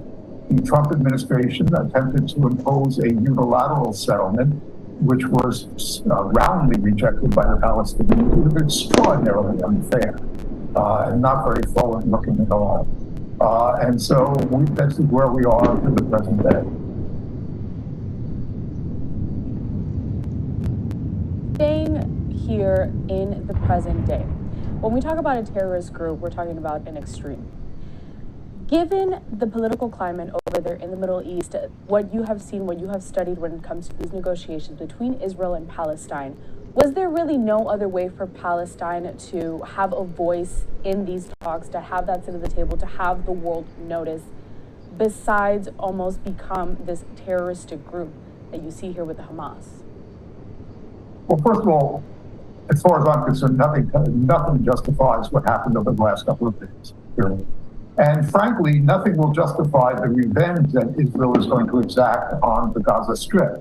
We're talking here in both cases of innocent civilians being butchered. And this is something that I believe is just intolerable. Okay. That being said, it's Oslo obviously did not work. Oslo was dependent upon good faith from both sides. And at a certain point, both sides were incapable of delivering. At a certain point, Ariel Sharon, Prime Minister of Israel, attempted to set Israel's borders unilaterally without consulting the Palestinians. Benjamin Netanyahu had to be had to be brought kicking and screaming to the negotiating table. And even then, he balked on the idea of helping the expansion of settlements, for example, in the West Bank. He balked on the idea of going into negotiations without the Palestinians recognizing Israel as a Jewish state. Now, this, of course, Netanyahu knew the Palestinians couldn't do. Basically, what it meant was for Palestinians in the West Bank to abandon their brethren inside Israel by saying that, okay, they can have second-class citizenship in Israel. That's fine by us. We don't really care. So fundamentally, there was roadblocks that were set up time after time after time by the Netanyahu administration. Ultimately, the Trump plan for the settlement of the issue was not really a plan, was not really a serious plan whatsoever. And the Trump administration was so, let's say, pro-Israel that the Netanyahu government set up a settlement actually on the Golan Heights called Trump Heights. So fundamentally, that was a non-starter. And when Joe Biden took over, it was fairly evident that he wasn't going to expend a great deal of political capital as his predecessors had on the conflict. And so the conflict boiled over to what we have today. Dr. Galvin, you make a good point where both regions, to an extent, have failed their own people, because now countless of innocent bystanders are going to be suffering, people just trying to live their everyday life. When it comes to the international community, if Israel and Palestine, they can't come to the table, they can't come into an agreement, what can other countries do? We see a lot of backing for Israel, we see some backing for Palestine. Is this only throwing more gas to the fire, so to speak? Is there a way that this conflict can be resolved without so much death involved? At the present time, there is no constituency for resolving the conflict. Americans basically don't want to get burned again. Israelis don't want to give up the settlements, give up the occupation of the West Bank. You have an extraordinarily right-wing government in Israel right now that looks at it as the destiny of the Jewish people to rule that area from the Mediterranean to the Jordan River. The Palestinians at this point are split. You have one government in the West Bank, another government in Gaza, and the government in Gaza sponsored this latest operation in Israel.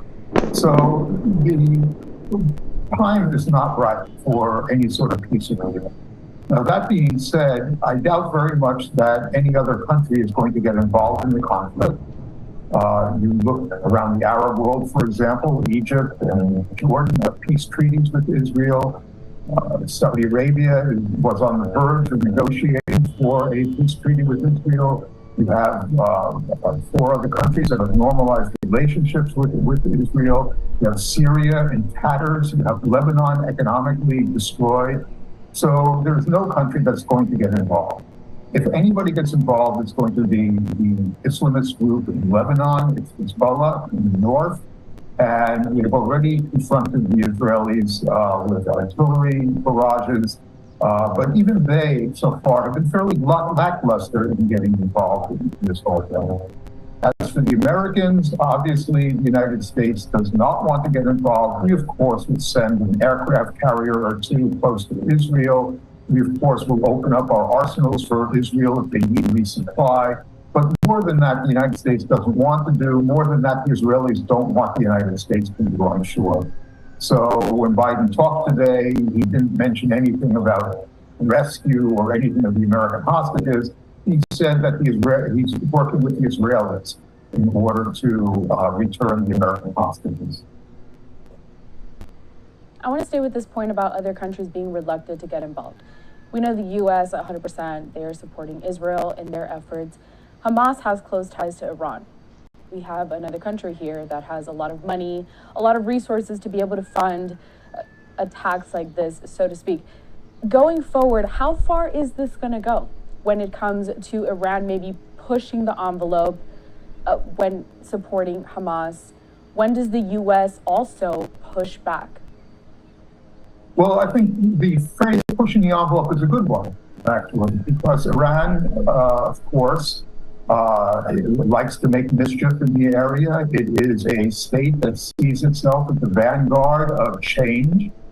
Saudi Arabia is a status quo state, and the idea of Saudi Arabia and Israel getting together would be a formidable opponent of Iran. So, of course, Iran likes this idea. On the other hand, Iran knows full well that for Israel, this is an existential issue. This is not an existential issue for Iran. So therefore, Iran will push the envelope, will do what it can do, will supply Hezbollah in the north, for example, will urge Hezbollah to continue whatever it wants to do. But you have to understand that when we talk about proxies like Hamas or Hezbollah or the Houthis in Yemen and so on and so forth, they've got their own decision-making process. They're not puppets of Iran. They work with Iran, they're allied with Iran, but basically they've got their own policies, they set their own strategies. And so the Iranians are going to have to deal with their forces, the people on the ground, and can't just direct them like puppets. Dr. James Galvin, professor of modern Middle East history at UCLA. We appreciate your time here at Live Now from Fox, helping us break down this very complicated topic when it comes to the war in Israel, and helping us also kind of look at some key figures when it comes to moving forward with this. We hope to have you back here soon, continue to get more insight as we continue to cover this very tragic event happening right now in Israel.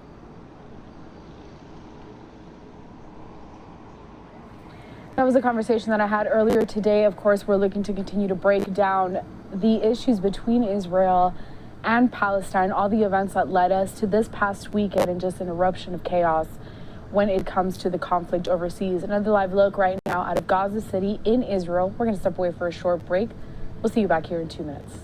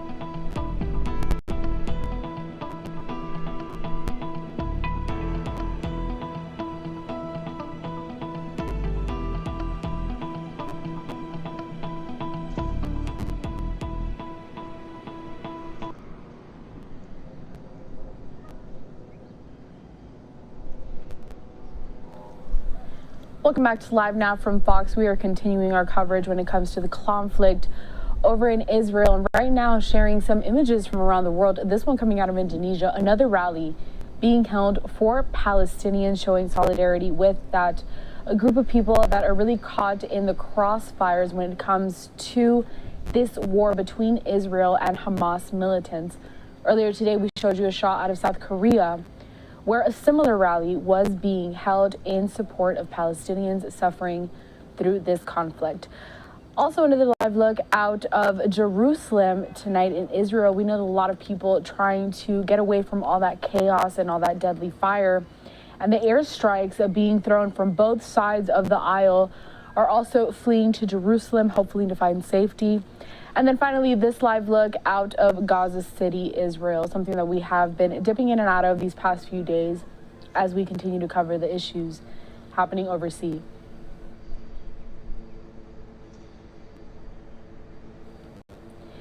Meanwhile, this conflict is having a big impact when it comes to people here in the U.S. And of course, it is far-reaching. Earlier today in our programming, we did show you some people across the country reacting to the situation. They have close personal ties to what's happening in Israel. I want to go back out and check in with our partners from across the country here as they also speak with many residents, many Americans who are suffering through this. A lot of them know people who have been killed and kidnapped, unfortunately. I want to start with this first report down there in Fox 32. This is Chicago. My husband, my family, we're terrified, and everybody's concern is the North, that the North will get involved from Hezbollah. That's everybody's concern. Leora Stern and her family of North Suburban Skokie have been in Israel since late September, there to introduce their 3- and 5-year-old daughters to their 101-year-old great aunt, a Holocaust survivor. They were having a great family visit until 6:30 Saturday morning. On Saturday morning, I woke up to get a bunch of missed calls from my uncle. I called him back. He asked me if I heard what's going on. I heard the sirens.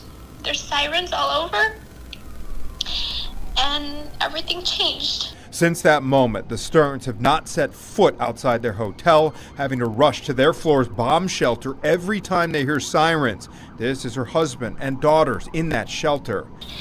The siren goes off, and you just have a little bit of a couple seconds, maybe 30 seconds, everyone runs. She says her 3-year-old is so terrified she won't take off her shoes in case they need to rush out of their hotel room. Leora says she hasn't slept in days and keeps a go bag right by their door in case of disaster. Everyone's scared. Everyone feels like they're a target. We heard that the terrorists who broke into the country were taking over towns, and they could have been getting on motorcycles and cars and not to leave the hotel. The Sterns were supposed to fly back to Chicago from Tel Aviv tonight. There has been some challenges with the flights because of the situation. That's certainly true. Leora Stern describing her situation as minute by minute, her daughters terrified and wanting to go home. I'm trying to put on a brave face for them. As for the Sterns and other Americans stranded in Israel and the time frame on them being able to return, I asked the Israeli Consul General for an estimate, and he says he is hoping that airlines will be able to fly again in a matter of days. Anthony Ponce, Fox 32, Chicago. Thank you to Anthony Ponce for that report. Speaking with people that originally lived in Chicago, they were over in Israel on vacation, and now they are stranded there. It just goes to show how so many people have been caught in this conflict. I want to go down to our team in Atlanta. They down there are mourning, speaking with people that are mourning the death of a student that they met back on a foreign exchange program here in the U.S. That student is back in Israel, and they were killed in the line of fire while fighting over there in Israel. Let's get to this report down from Fox 5 in Atlanta. The Atlanta Jewish community will be coming together tonight to support one another while they honor the lives that have been lost. When we found out the news yesterday, it was kind of a shock. It's one of those things where it's only a matter of time until there's a name you recognize. Dekel Swissa was part of the Shinshanim program in 2018, where recent Israeli high school graduates live with host families here in Atlanta, completing a year of service before joining the military. Swissa died in combat. For it to be someone that's so close within the Israeli community, someone who lived in our community for a year, worked in our synagogues, worked in our day schools, lived in our families, it's hard. Over 1,600 people have died since Hamas launched a surprise attack on Israel over the weekend. Many are civilians. That number is expected to grow. You'll see a lot of people that are trying to say it's against Israelis. And I think what we want people to understand is this is not against Israelis. This is not against the Israeli government. This is against Jews. This is against the Jewish people, the Jewish community. Thousands from the Atlanta Jewish community will come together Tuesday to pray and offer words of support as they try to wrap their heads around what's happened. It's a beautiful space in the face of hate. Tonight's gathering starts at 7:15. In Sandy Springs, Kim Luffler, Fox 5 News. Finally, we want to go down to Fox 29 in Philadelphia. There they went to a rally of students who are also showing solidarity with Israel. Fox 29's Jeff Cole has this report. There's fear on both sides of this violent dispute, both in Israel and Gaza, and locals we spoke to feel it. Gathered around the love sign on the Penn campus, students heard from religious leaders and fellow students draped in the flag of Israel speak of the violence. In the crowd, Maya Brower-Cohen, a senior at Penn who lived in Israel for 2 years while in middle school.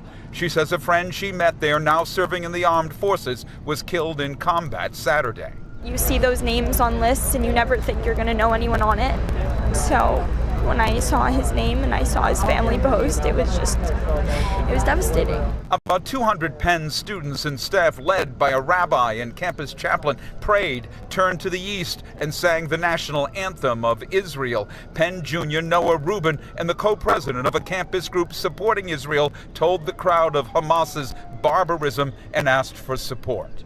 We have a responsibility to stand up for Israel, to look out for each other. On campus and around the world. Naji Latifa watches the bombing of Gaza in fear. What's it like in Gaza right now? A nightmare. Gaza now is a living hell. Born in Gaza and educated at Temple in Villanova, Latifa's elderly mother, sisters, and extended family are in Gaza, unable to leave. He says his cousin, pictured here after a soccer game during his last visit, was killed in a recent airstrike. This image is of his cousins carrying his body to the cemetery. Latifa says his family is not Hamas, but they are living in fear. My mom is in her mid-80s. She's immobilized. She cannot walk. She gets scared every night. The bombing, the airplane, lack of water, lack of electricity. It's a living hell. Latifa says he feels guilt he can't comfort his mother in Gaza, while there were tears here today on the Penn campus. In University City, Jeff Cole, Fox 29 News. Another live look out of Gaza City as we wrap up that coverage when it comes to checking in with our different partners from across the country. And as you can see, so many people, even all the way here at the U.S., have some deep personal connections, some deep personal ties to that conflict over in Israel. They know someone who was killed, they know someone who was kidnapped, and they are grieving just as much as the people that are down there in that area. Many people tonight grieving over all the atrocities that they're witnessing and all the deaths that have happened because of that war that has broken out in Israel. We're going to step away for another quick break. Stay with us. We'll see you back here in 2 minutes.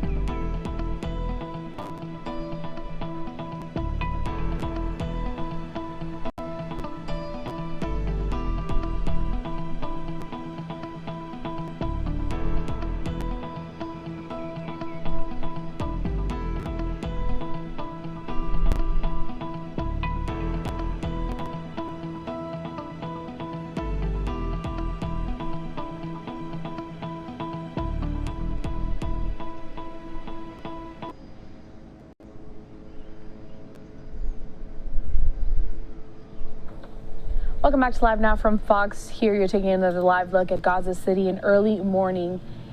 In that area overseas, we're entering day 5 of that conflict between Israel and Hamas militants.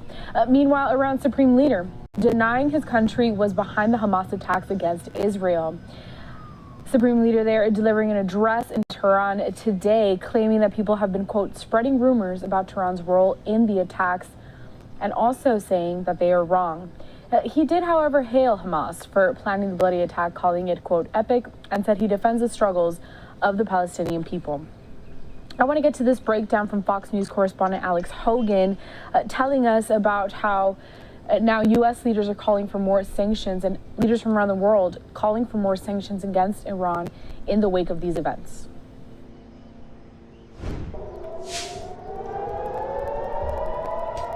As war rages on the Israel-Gaza border, there's growing scrutiny over Iran's involvement in the surprise attack by Hamas. Israeli officials say there's no concrete evidence Iran played a role, but add they won't rule it out. Iran really is the engine of malign influence and the generator of all of this discontent. Iran's supreme leader is denying any connection and instead praising Hamas for orchestrating the attack. We kiss the foreheads and arms of the smart and wise planners. We are proud of them.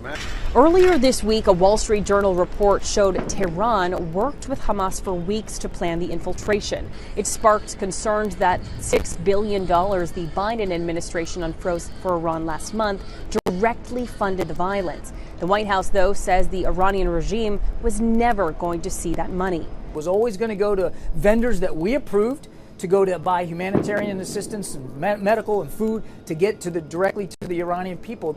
Hamas is one of many militant groups that Iran supports across the Middle East. Defense experts fear the others could be drawn into the war. They have 130,000 plus rockets and missiles, all delivered to Hezbollah from Iran. They've been accumulating this arsenal over the years. On Tuesday, Israel's military vowed to fight back if other Iranian-backed militias get involved. In London, Alex Hogan, Fox News. Meanwhile, I do want to get to some of the remarks made earlier today at the White House press briefing. United States bolstering its military presence in Israel. Two U.S. defense officials telling Fox News the USS Dwight Eisenhower Carrier Strike Group will be leaving later this week from Virginia. Let's get to some more of those remarks from earlier today. Including missing American citizens. As the president just said, what we've seen from Hamas these past few days was the same evil and barbarity that we've seen from ISIS. The unspeakable horrors they perpetrated on innocent people, women, children, the elderly, babies. These were the scenes we saw in Iraq and Syria as ISIS rampaged through. As President Biden said, this is not some distant tragedy. The bonds between Israel and America run long and they run deep. And we stand with Israel, not just in these dark days, but at all times. As Corrine just said, the president has been deeply engaged in giving direction to his national security team to take action to support Israel in its hour of need. At his direction, the United States has surged ammunition and interceptors for Iron Dome. And the president spoke with Prime Minister Netanyahu just a little while ago to talk about additional capabilities that Israel will need. And he pledged that American planes will be landing in Israel with those capabilities in the days ahead. And now, at the direction of the president, we are working with Congress to make sure that Israel maintains supply of these critical assets to defend its cities and its citizens, as well as the many U.S. citizens who live, work, and travel in Israel.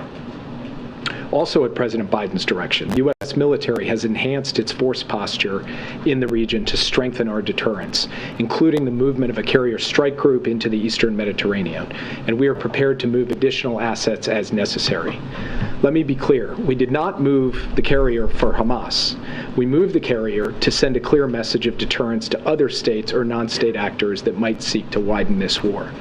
The president has also tasked us with engaging in contingency planning for more of those remarks from earlier today, including missing American citizens. As the president just said, what we've seen from Hamas these past few days was the same evil and barbarity that we've seen from ISIS. The unspeakable horrors they perpetrated on innocent people, women, children, the elderly, babies.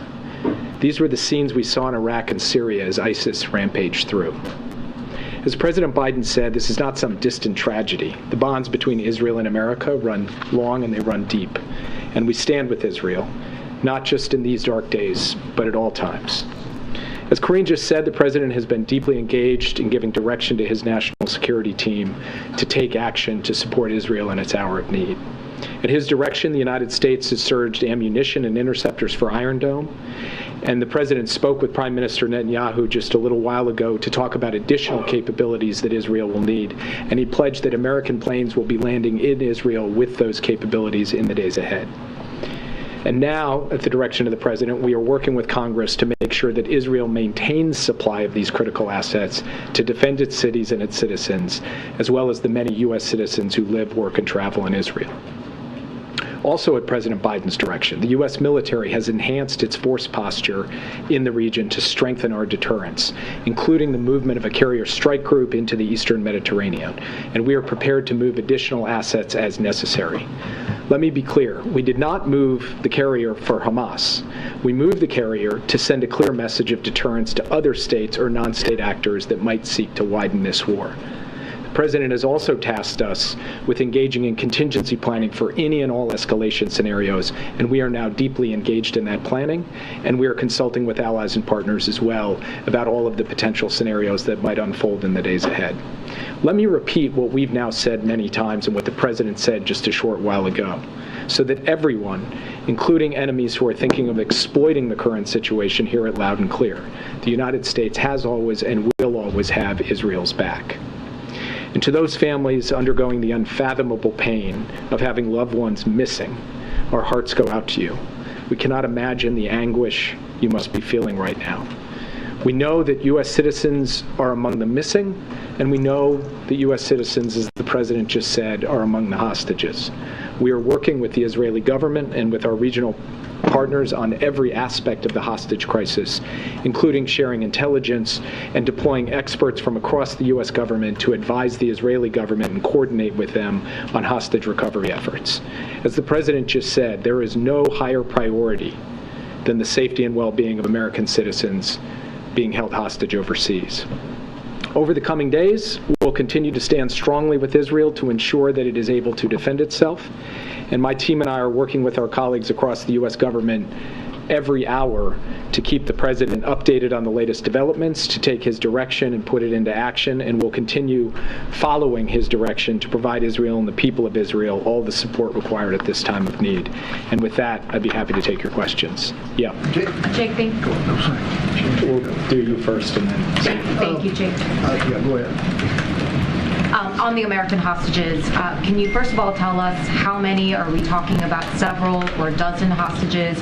And do you know anything about their condition at all? We do not know about their condition, and we cannot confirm a precise number of American citizens. We believe that there are 20 or more Americans who at this point are missing, but I want to underscore and stress that does not mean necessarily that there are 20 or more American hostages. Just that is the number who are currently unaccounted for. We will work hour by hour, both to determine whether we can account for any of those Americans or to confirm exactly what the number of Americans are being held hostage, and we will come back to you with that information as soon as we have it. As you know, very sadly and tragically, the number of dead has risen with each passing hour, and that's true of the total number. It's also true of Americans, which has gone up just today from an earlier report this morning of 12, then 13, now 14. So I cannot give you a precise number. I can tell you that number of unaccounted for at this time. That number could change too, but I want to underscore that that is not a statement from me that we have that many hostages. We do not know the number of hostages we have at this time. And did the President discuss with the Prime Minister the possibility of a ground incursion into Gaza, and also how that might affect the American hostages that are in Gaza that are now confirmed? I'm not going to get into the operational discussions that the President and the Prime Minister had. That is important for them to be able to keep in a discrete channel between them. What I will tell you is that the President and Prime Minister did discuss how the United States can deploy expertise to help work on the hostage recovery efforts. That is what the United States is in the process of doing right now. Under what circumstances would you put American forces on the ground to help out? At this point, that is not something that is under planning. What we are focused on when we talk about sending experts, it is people who can work on intelligence, who can work on overall planning, who can work on coordination with the Israeli government. We are not currently sending forces to Israel, and I'll leave it at that for now. Yeah. Has the president spoken? Just wanted to get some of the remarks made earlier today. Jake Sullivan there making a guest appearance at the White House press briefing. And of course, all of those questions that you heard and mostly the whole briefing focused on this conflict happening in Israel. There to the right side of your screen, a live look at Gaza City at this hour, very early morning over there. And we also have this live look out of Jerusalem. It's an area where a lot of people have tried to evacuate to, try to find safety as that chaos ensues in Israel. We're going to step away for our final break of the hour. Don't go anywhere. Live Now from Fox returns right after this.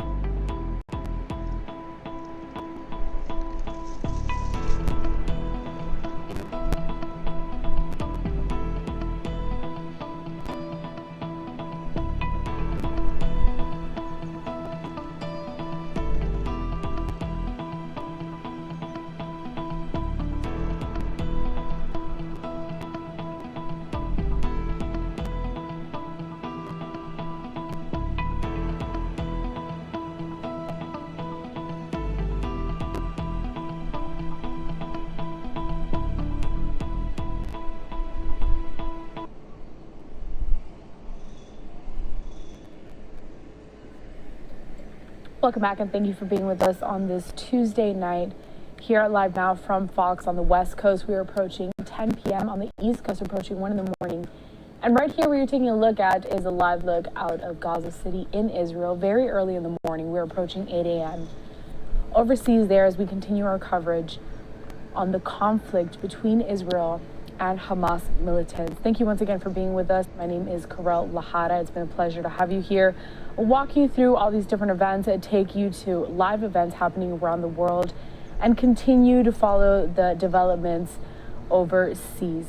We're about done with our live programming for the day tonight, but we will leave you with some of the big takeaways, and that's going to start with President Joe Biden saying that the U.S. is fully committed to supporting Israel. We'll see you back here tomorrow bright and early, 6 a.m. East Coast time, when we continue our live coverage.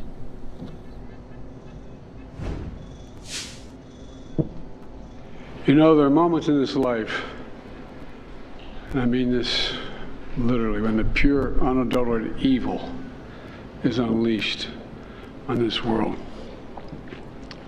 The people of Israel lived through one such moment this weekend. The bloody hands of the terrorist organization Hamas, a group whose stated purpose for being is to kill Jews. This was an act of sheer evil. More than 1,000 civilians slaughtered, not just killed, slaughtered in Israel. Among them, at least 14 American citizens killed. Parents butchered, using their bodies to try to protect their children. Stomach-turning reports of babies being killed. Entire families slain. Young people massacred while attending a musical festival to celebrate peace. To celebrate peace. Women raped, assaulted, paraded as trophies. Families hid their fear for hours and hours, desperately trying to keep their children quiet to avoid drawing attention. And thousands of wounded, alive but carrying with them the bullet holes and the shrapnel wounds and the memory of what they endured. You all know these traumas never go away. There's still so many families desperately waiting to hear the fate of their loved ones, not knowing if they're alive or dead or hostages. Infants in their mother's arms, grandparents in wheelchairs, Holocaust survivors abducted and held hostage. Hostages whom Hamas has now threatened to execute in violation of every code of human morality. It's abhorrent. The brutality of Hamas, these bloodthirstiness brings to mind the worst rampages of ISIS.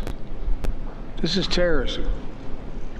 But sadly, for the Jewish people, it's not new. This attack has brought to the surface painful memories and the scars left by a millennia of anti-Semitism and genocide of the Jewish people. So in this moment, we must be crystal clear. We stand with Israel. We stand with Israel. And we will make sure Israel has what it needs to take care of its citizens, defend itself, and respond to this attack. There's no justification for terrorism. There's no excuse. Hamas does not stand for the Palestinian people's right to dignity and self-determination. Its stated purpose is the annihilation of the state of Israel and the murder of Jewish people. They use Palestinian civilians as human shields. Hamas offers nothing but terror and bloodshed with no regard to who pays the price. The loss of innocent life is heartbreaking. Like every nation in the world, Israel has the right to respond, indeed has a duty to respond to these vicious attacks. I just got off the phone with the third call with Prime Minister Netanyahu, and I told him the United States experience what Israel is experiencing, our response will be swift, decisive, and overwhelming. We also discussed how democracies like Israel and the United States are stronger and more secure when we act according to the rule of law. Terrorists purposely target civilians, kill them. We uphold the laws of war, the law of war. It matters. There's a difference. Today, Americans across the country are praying for all those families that have been ripped apart.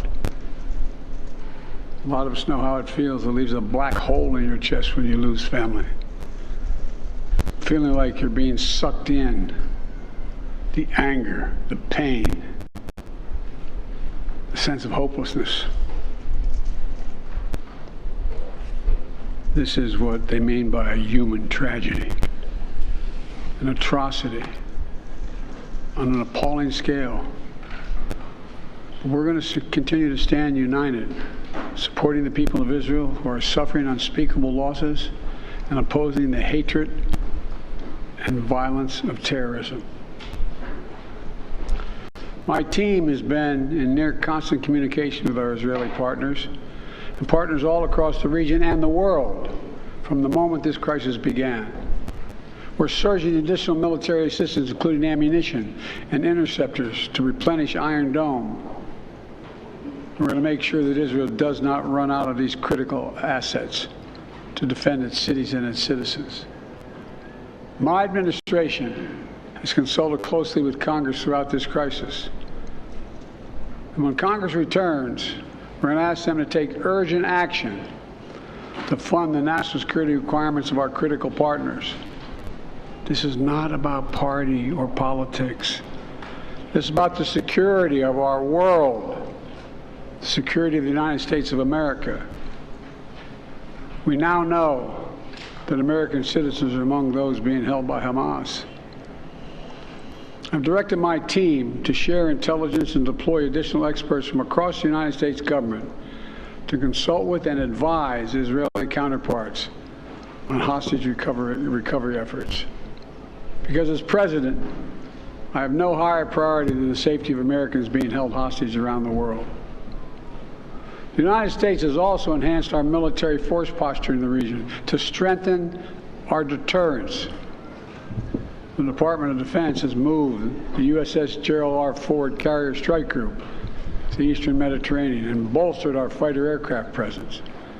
And we stand ready to move in additional assets as needed.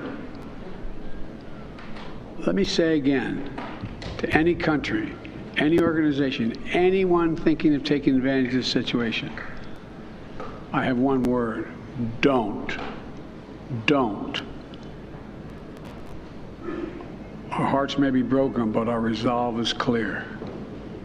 Yesterday, I also spoke with the leaders of France, Germany, Italy, and UK to discuss the latest developments with our European allies and coordinate our united response.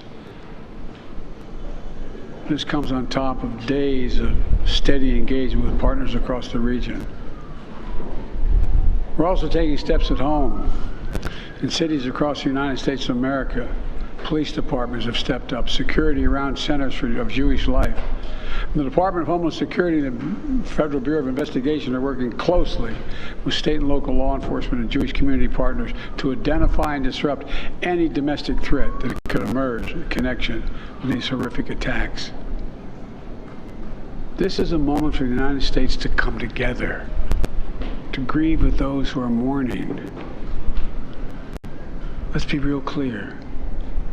There is no place for hate in America. Not against Jews, not against Muslims, not against anybody. We reject. What we reject is terrorism. We condemn the indiscriminate evil, just as we've always done. That's what America stands for. You know, just over 50 years ago, I was thinking about it this morning, talking to the Secretary of State, the Vice President in my office.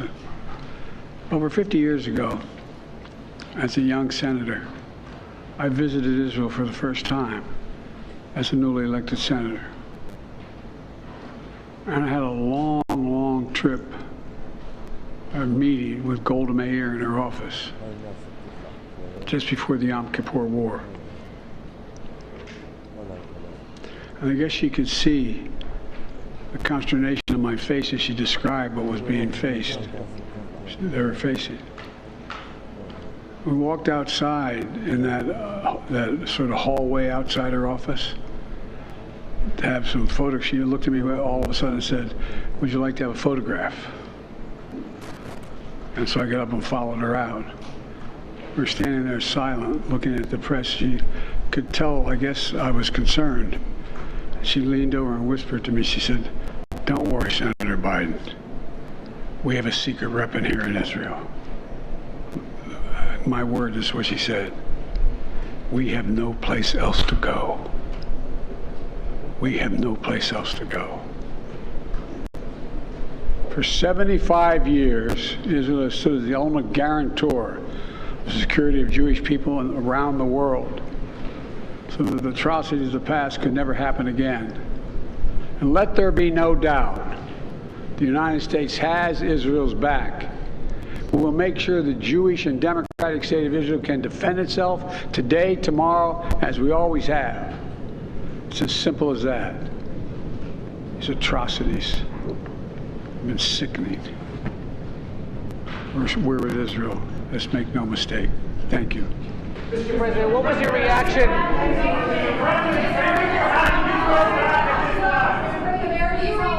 $6 billion, Mr. President?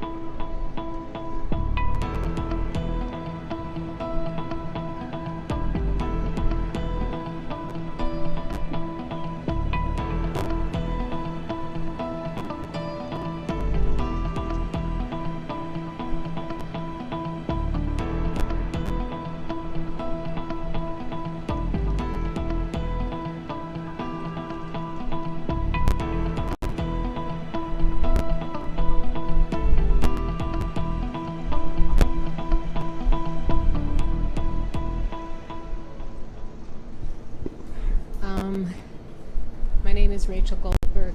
I'm Hirsch's mom. I guess should I start with what happened starting Saturday morning? I was upstairs in my house in Jerusalem. I knew that Hirsch and a friend of his were sleeping out, camping somewhere. I didn't know exactly where. The first sirens, the bomb sirens, went off in Jerusalem, so I ran down the stairs to wake my two daughters so we could get into the bomb shelter in Jerusalem. When we got out 10 minutes later with the all clear, I normally don't use my phone on the Jewish Sabbath, but it was an emergency and I needed to know where my son was. So I turned my phone on, I believe at 8:23 in the morning. And when I turned it on, there were two texts in a row from Hirsch at 8:11. The first one said, "I love you."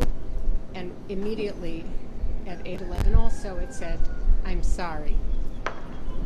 And so I knew immediately wherever he was, it was a terrible situation. I took it to mean, I love you and I'm sorry because whatever is going to happen is going to cause you tremendous pain and worry.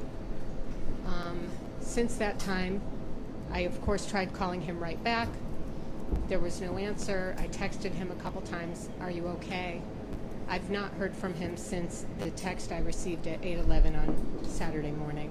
We've since found out from putting together eyewitnesses from a picture from inside of a bomb shelter that we saw.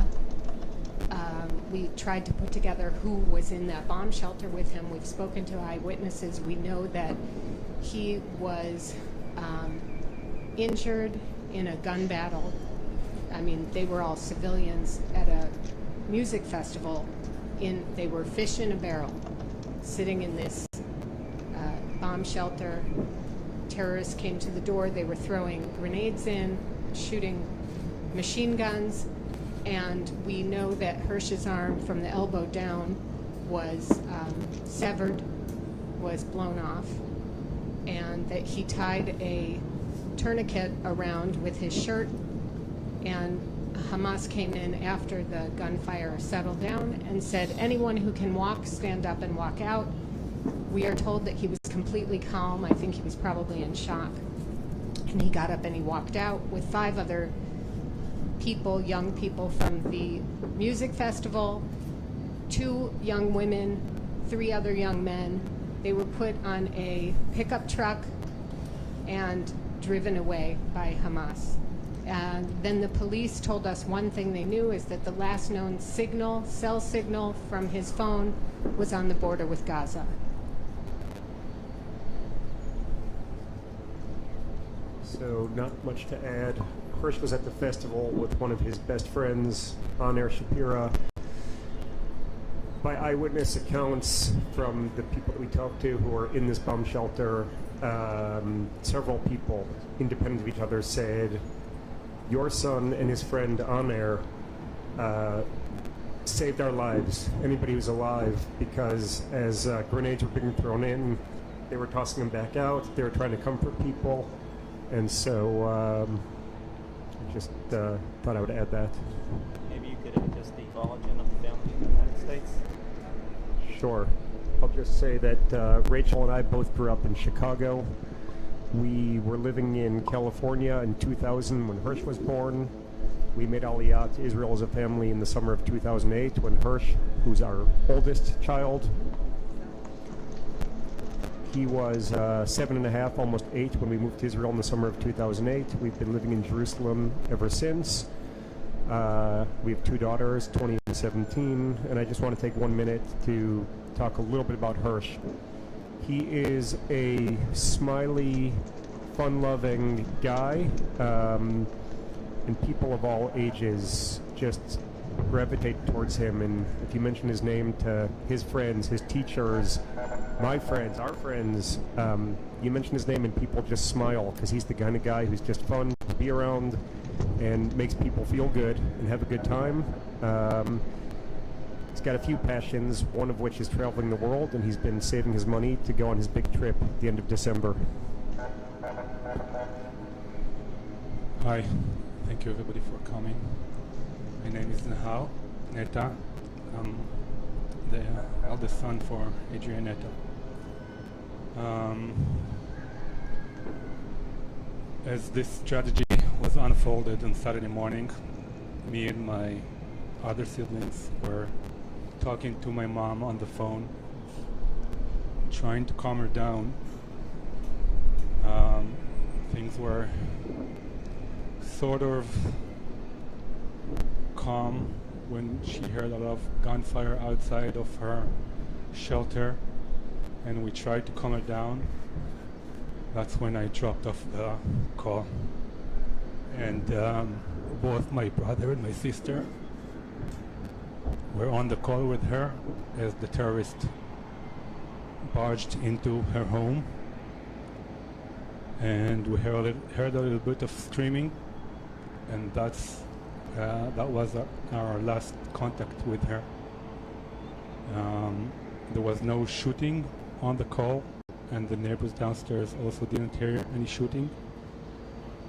My mom used the little bit of Arabic that she picked up working as a nurse in the hospital in Soroka for 20 years to calm down the terrorists.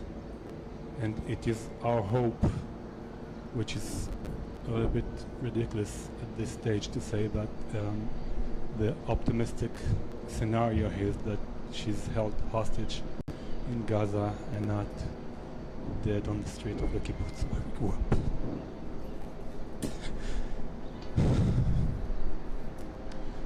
My mom is a 66-year-old lady, proud mother of me and my 3 other siblings who are in the room with me, along with 7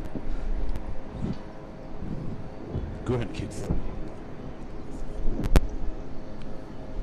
She was sitting on the porch of our home in Be'eri on Saturday morning when this ferocious attack happened. My mom devoted her life to helping other people of all races and genders in her practice as a nurse in the hospital in the Negev in Beersheba. She installed this passion for people in us, her kids, and her grandkids.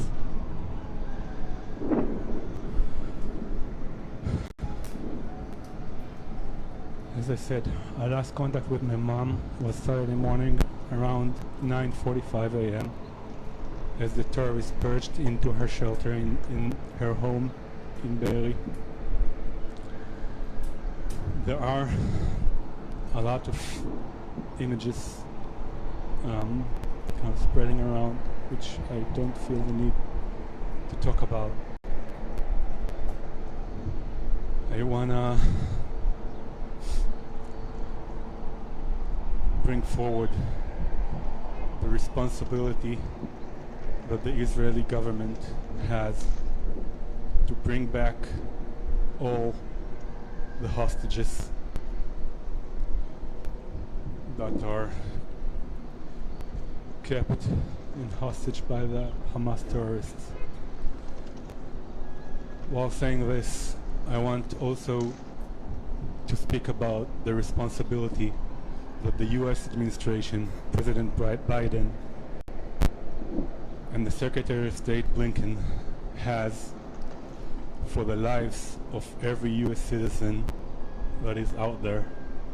And they are responsible to bring the US citizens back home safe and sound. We expect nothing less from the US administration and from President Biden and Secretary of State Blinken. I speak in the name of myself and my family, and I wish for the quick solution for this terrible, terrible situation that all of us are in. I never imagined that this is how it will look. Thank you.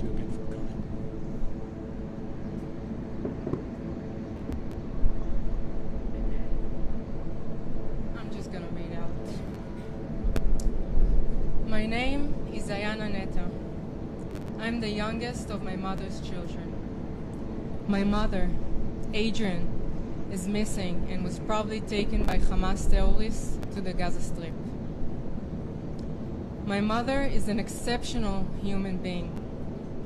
She spent most of her adult life as a nurse in the community and then as a midwife in a hospital.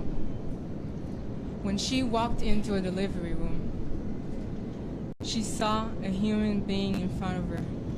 Not a religion, not a race, not a hijab, not an Orthodox Jew.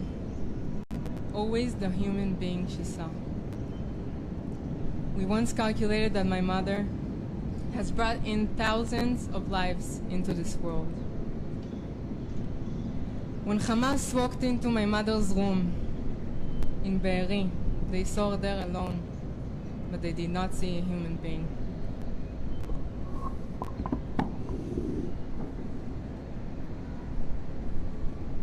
Again, thank you for coming. My name is Liubi Chen.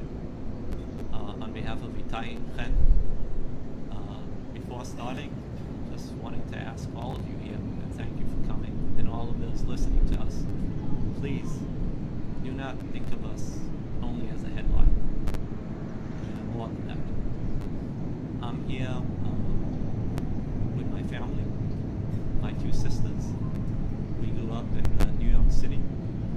I'd like to say we are the proud outcome of the New York public education system. Still have family out in New Jersey, Long Island. And I'd like to talk about family before talking about Italian. Out of some twist of fate, we became family.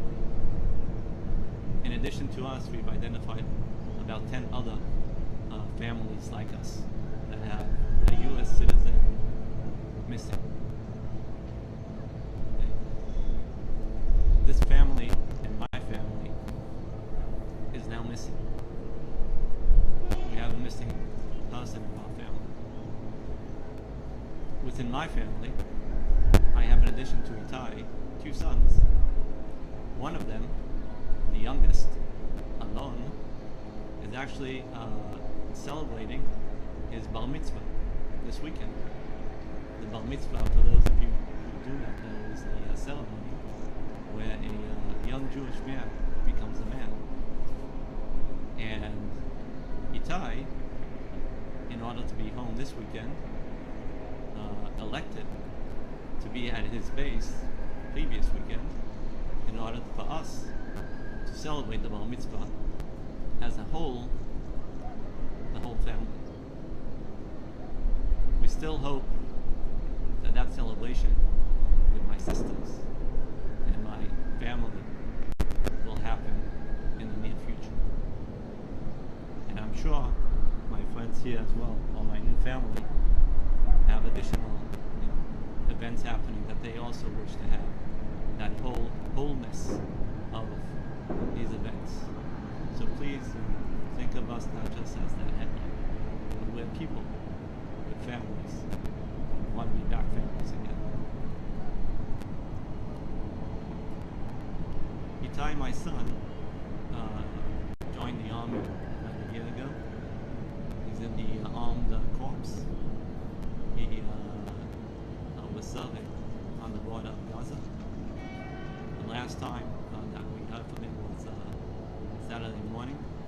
He said that they were under attack. We know when he was active that he was in communication for a while, but since then, silence. The formal indication that we received from the IDF is that he is defined as missing in action. What does that mean? It means that nobody since Saturday morning has been able.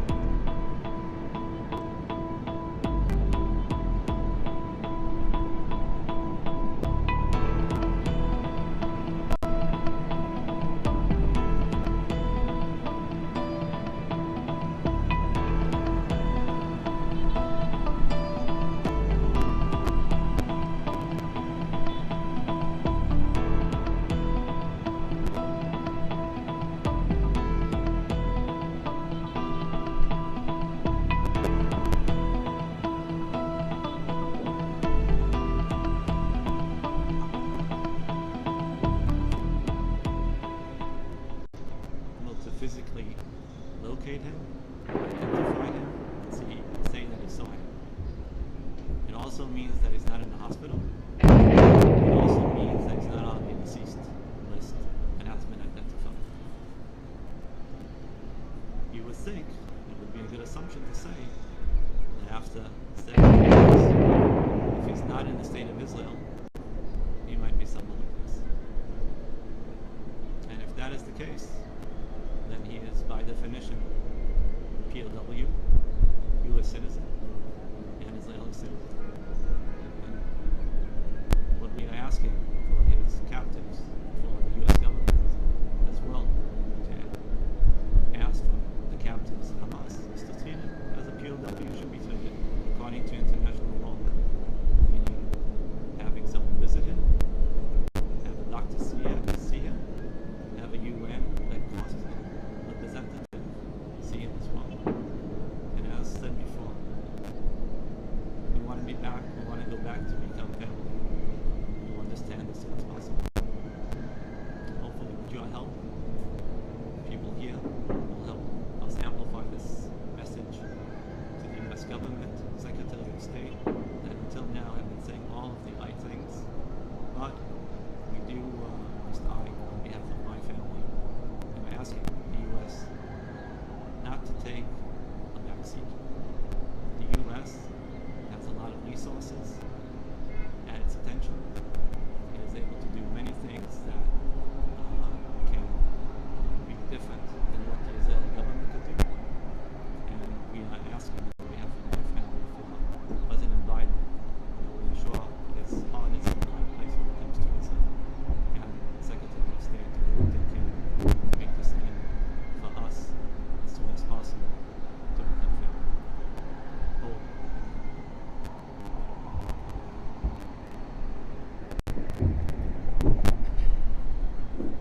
Thank you all for coming this afternoon. My name is Jonathan Dekelchen. I'm a lifetime member of Kibbutzim on the border since 1990 on Kibbutz Nir Oz. Kibbutz Nir Oz was attacked in the early morning of this Saturday. I have children and grandchildren who live there with me. Kibbutz Nir Oz is no more. It was destroyed in a barbaric, inhuman attack in which dozens of my friends, my neighbors were killed. Many dozens more are either known to be hostages or missing. I'm here speaking today, reaching out to my son Sagi, who grew up on the kibbutz, Sagi Dekelchen. He's an arm length away in Gaza, evidently, but couldn't be farther from me and our family right now. I grew up in Connecticut, as you can probably hear from the accent, but I've never felt farther away from there either. Sagi is the father, as you can see, 35 years old, the father of 2 beautiful daughters, and his wife is now pregnant with their 3rd daughter. Sagi is exactly the kind of son that every father would want to have. A leader, a friend, a loving man. He and many other such young men on the kibbutz are now missing after having tried to repulse the attack by evidently hundreds of Hamas terrorists and looters. Many died in the process. Sagi was not found, and we have heard or seen no trace of him since then. The survivors of the kibbutz, on the kibbutz, we were a community of 400. At the moment, we know of 160 survivors. The rest have either died or are, as we said, prisoners or missing. The survivors call this a pogrom. What happened to us? It's not a war. It's not a fair fight. It is a pogrom. Hundreds of heavily armed, well-organized terrorists walked, rode, ran over the border with one object in mind, and as to kill, maim, destroy civilian life along the border. As such, it seems to me that the United States, my original home, and still a very beloved place for me, always wants to be and must be on the side of good. Hamas is evil. It's difficult for me to say. I'm what is called a peacenik in Israel, as many of the kibbutz members are in our area. But what we've witnessed, this kind of savagery, this kind of inhumanity, must be stopped. And as a result, like the other 5 people on this stage who would prefer to be anywhere but here right now, do appeal to the United States government, to the Congress, to do what they can on the side of good here. We're waiting for Sagi to come home. We do not know what fate he met, along, as I said, with dozens of other people from the kibbutz. And just so you understand, these aren't all 35-year-old men. These are children. These are aged people, and everything in between. So if there ever was a moment of good against evil, in the harshest terms, this is it. And I thank you for listening to us, and I'm sure all of us will welcome questions. We'll answer as we can, both for our children and relatives, and for those well over 100 hostages that were taken.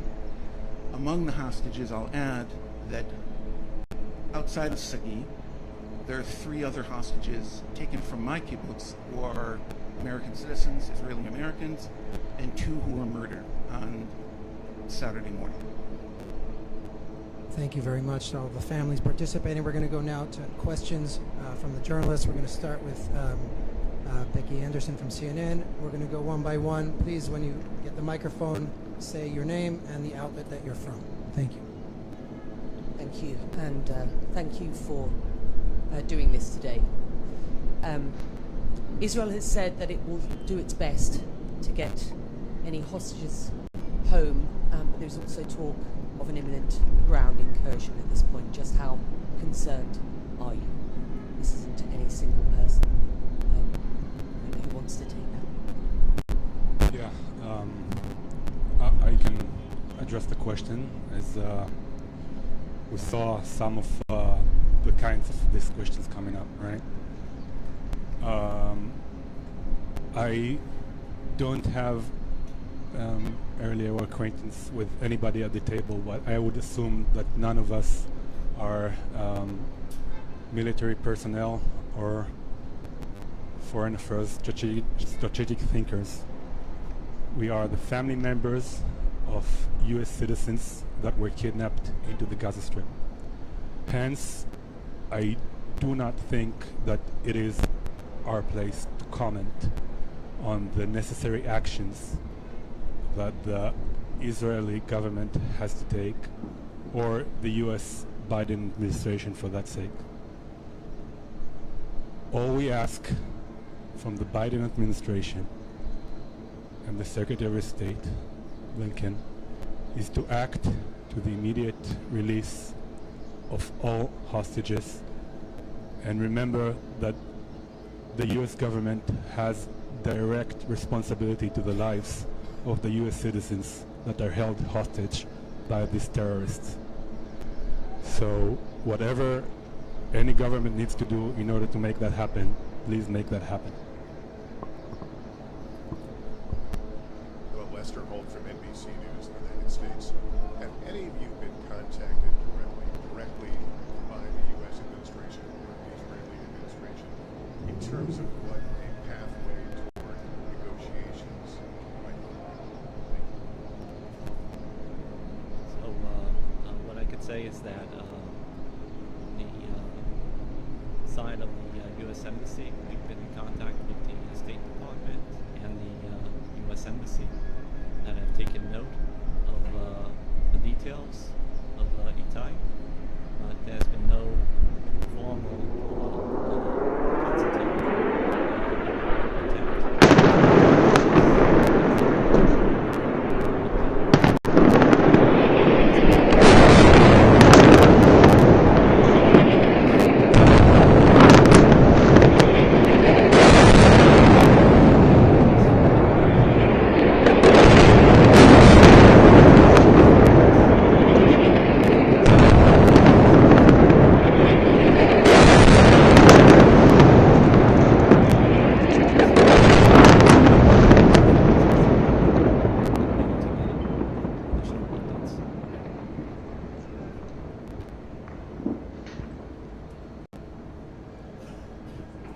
By the way, is there someone here from the U.S. Embassy?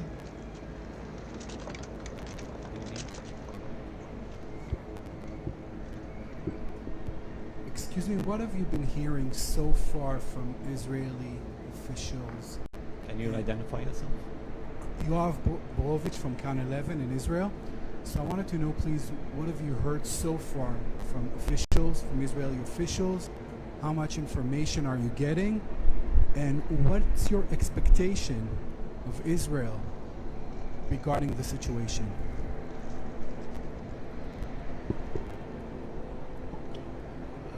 I can speak, I think, both specifically and more broadly.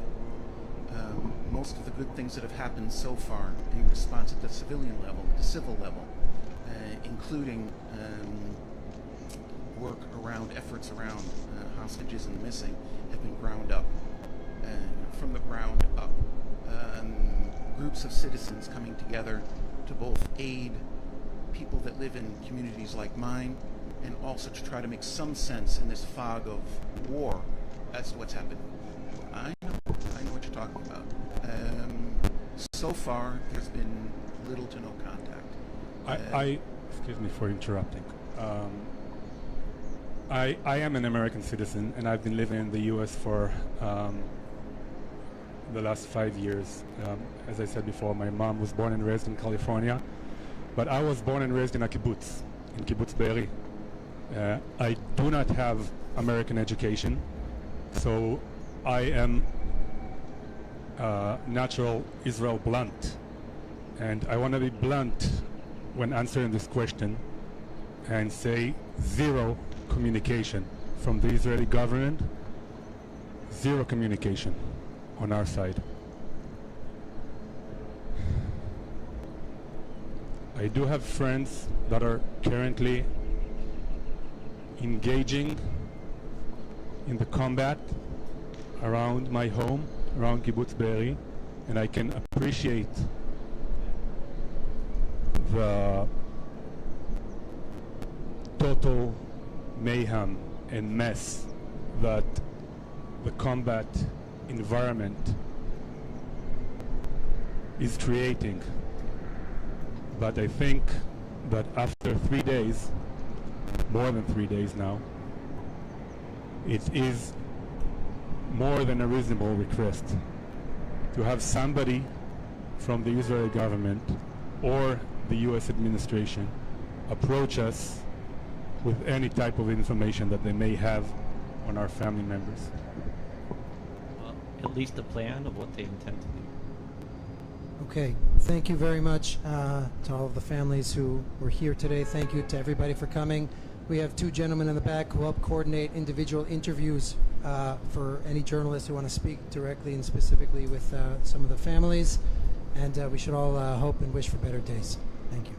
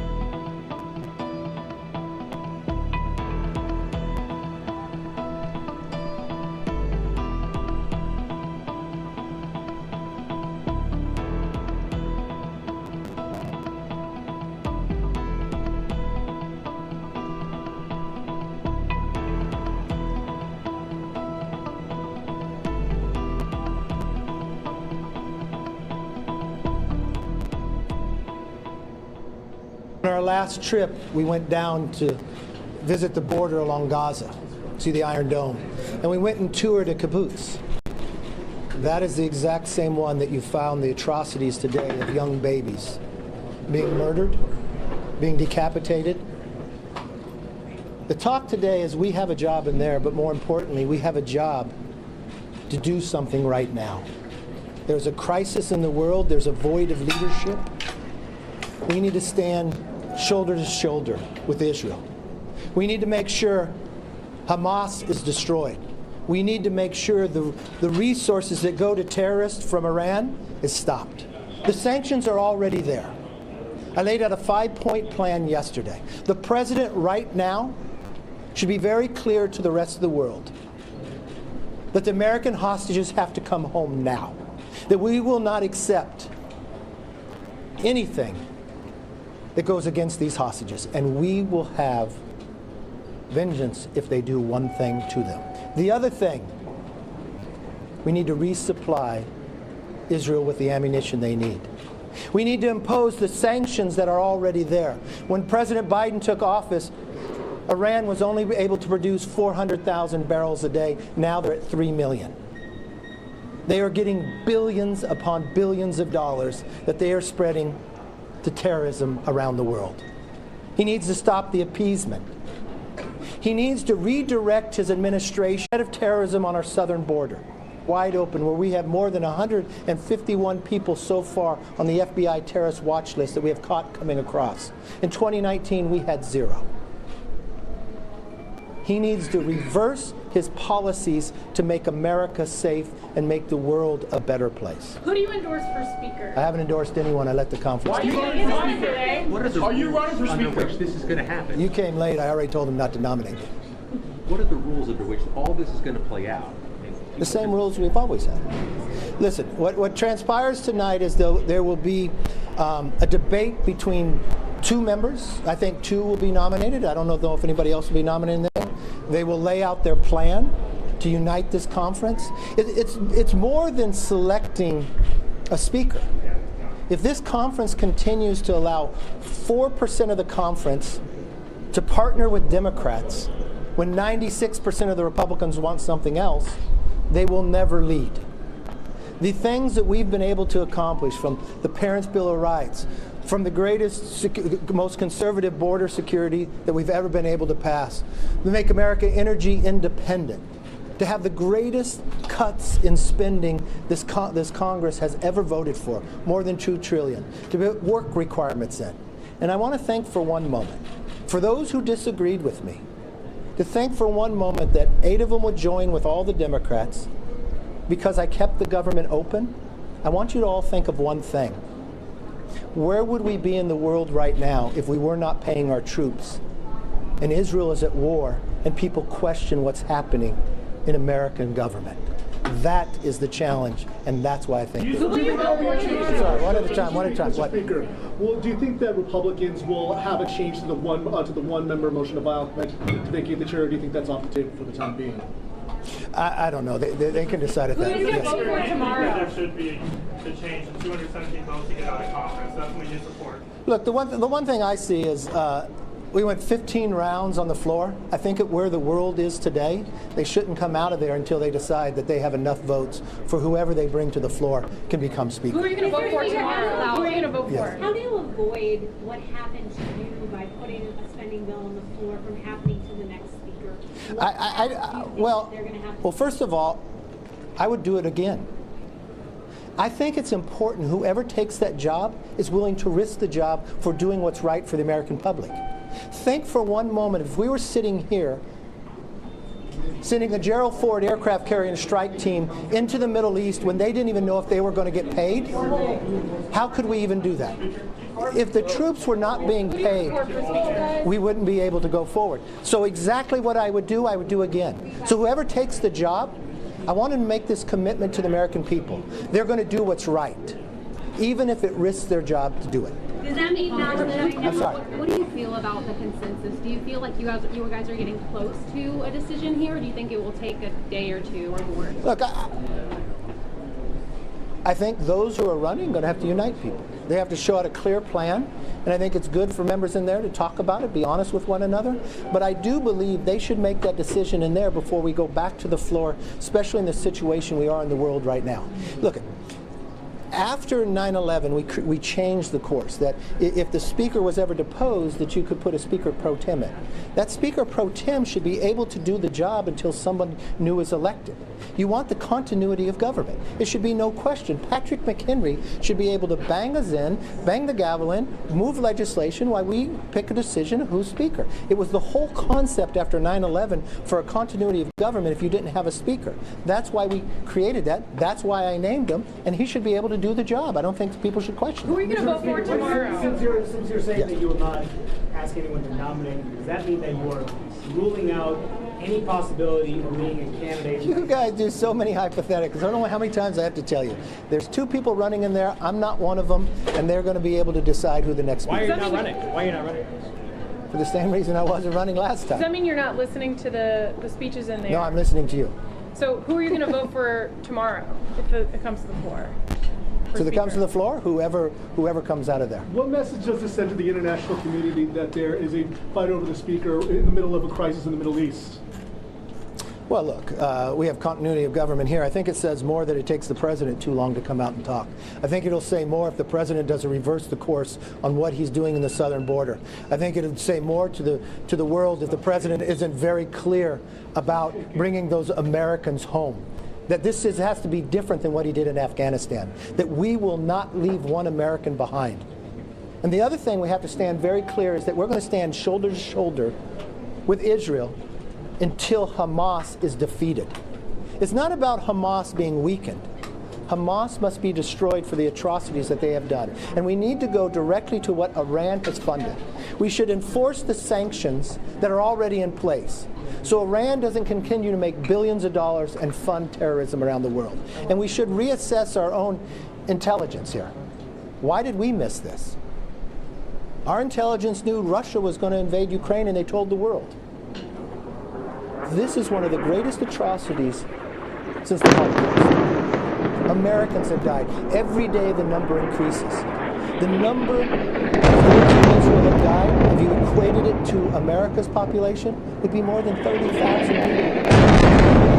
There should be no doubt of our will and our ability to save Israel. Do you support a foreign? You've already asked questions. Yes.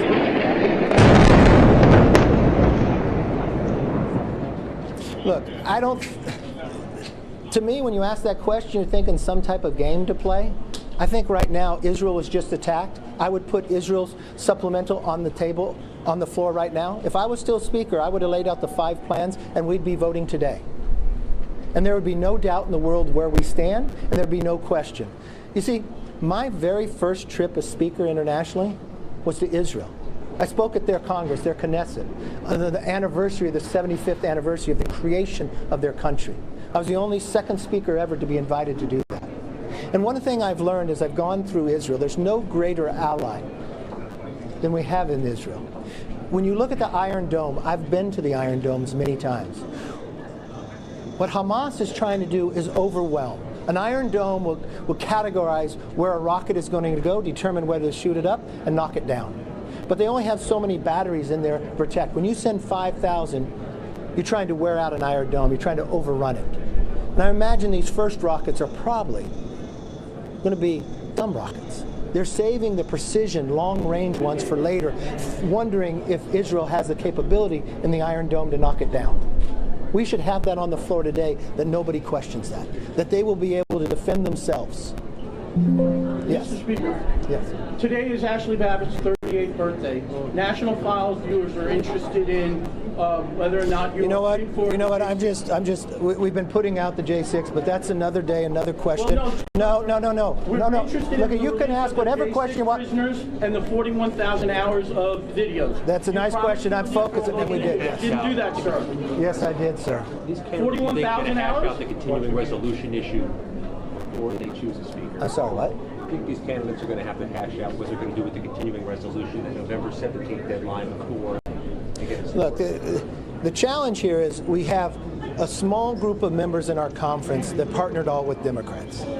The small group also stopped us from ever bringing individual bills to the floor, then argued why didn't we bring them to the floor. They literally shut down the entire floor 1 week of bringing anything up.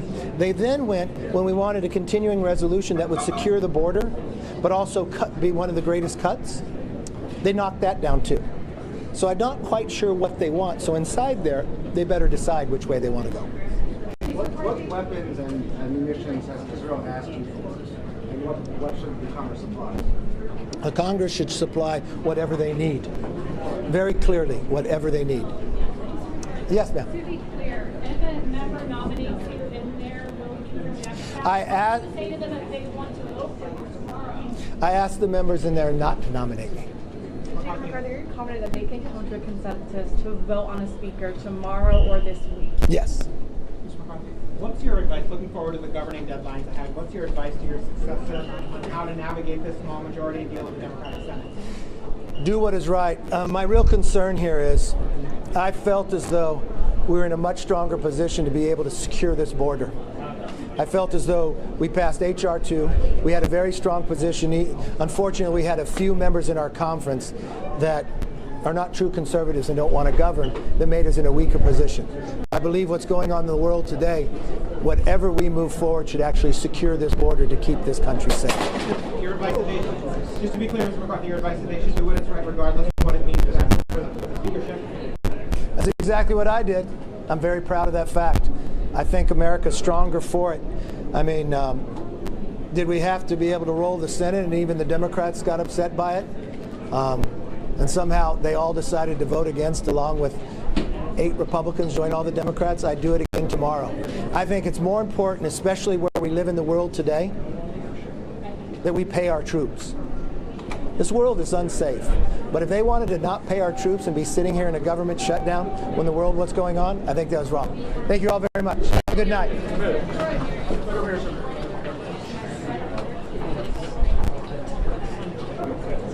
Somebody lost their power.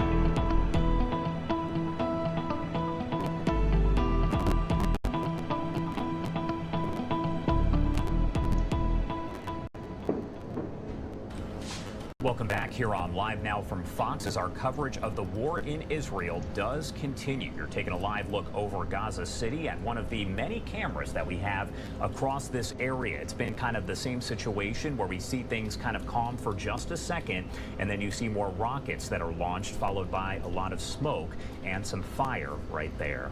I want to talk more about the war and those impacted by it here. Elon Troen is a professor emeritus at Brandeis University and Ben-Gurion University there. His daughter and son-in-law killed in that attack by Hamas, and his grandson is currently hospitalized. Thank you so much for taking the time to be here, and I can't even begin to imagine what you're going through right now, so we appreciate it. Thank you. It is hard.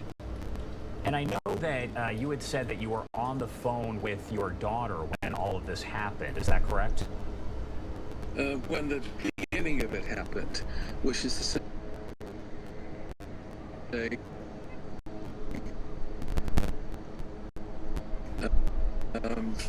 until just before she was shot. And thereafter, we were on the phone for the whole day with our son, who was lying beneath the bodies of his parents.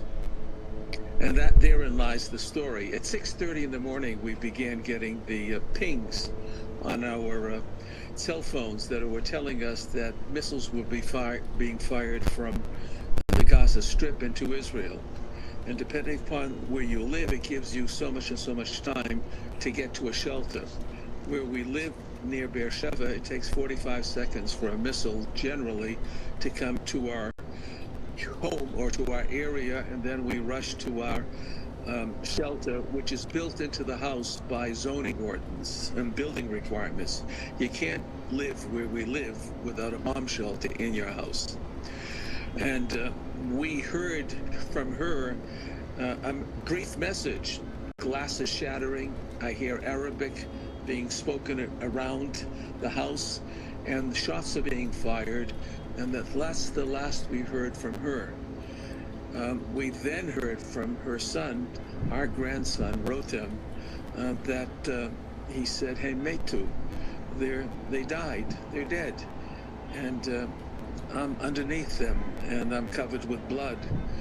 And then began a very long day in what developed into a chat that extended from family members from the southern parts of Israel to the northern parts, and people who were just on the chat because of their connection and their love for this young man, and also people with specialties like physicians, a trauma specialist, and everybody else who just gave him encouragement, be strong, be brave, and gave him advice, including don't talk, send text messages.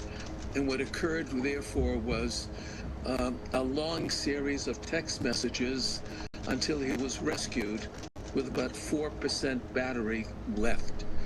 And the advice considers such items like, there's smoke surrounding you, cover your mouth with a sheet.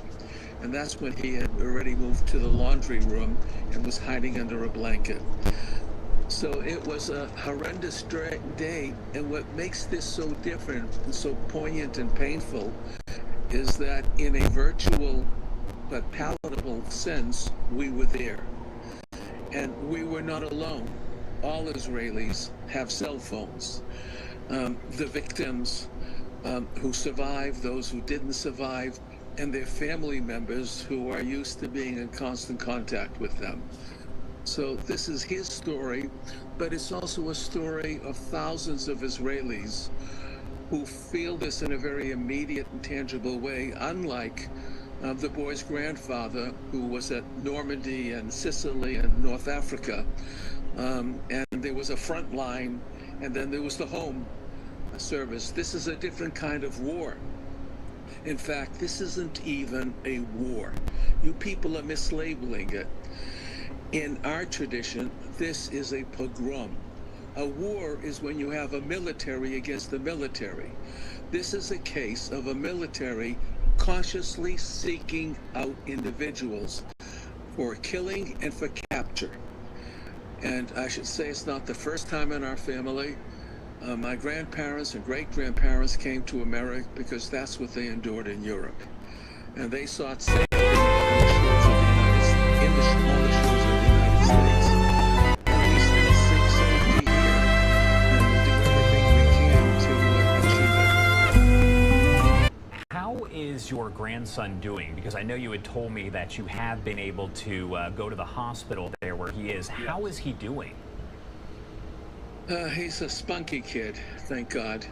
And the bullet, since it went through his parents' first only penetrated slightly into his abdomen and missed the vital organs.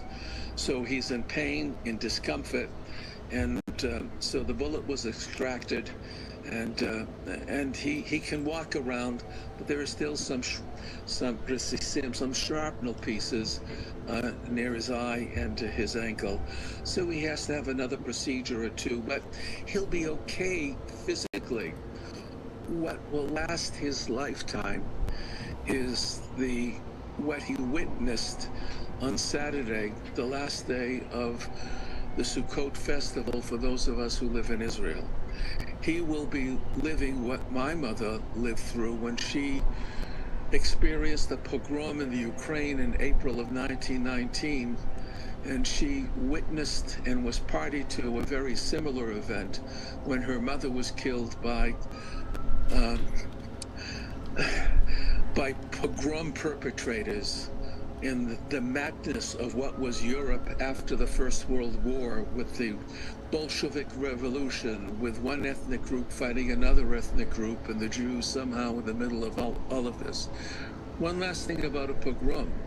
A pogrom targets individuals, particularly if they have a different religion and a different national identity.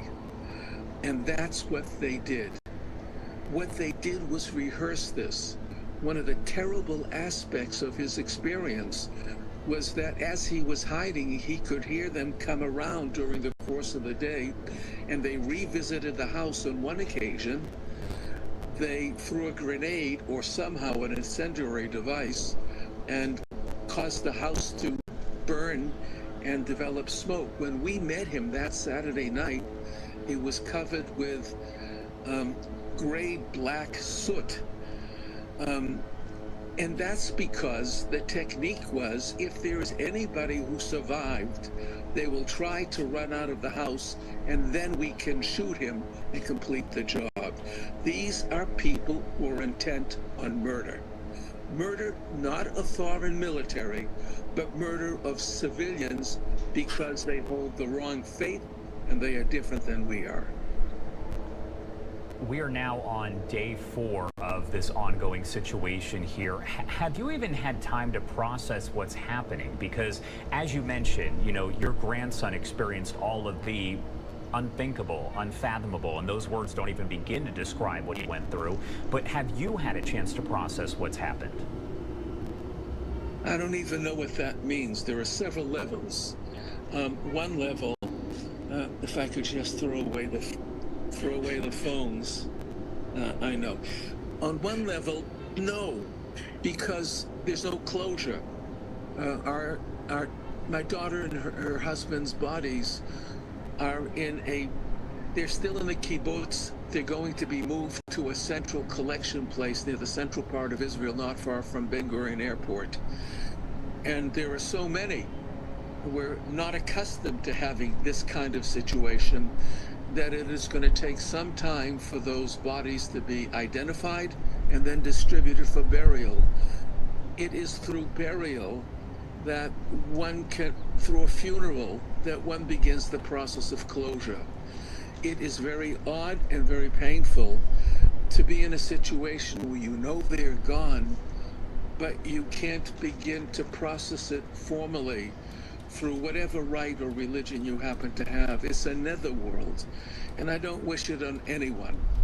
There are other Israelis who are less fortunate than we are because they don't know where their loved ones are.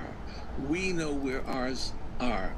In terms of the larger picture, I saw on your screen the smoke coming up from Gaza.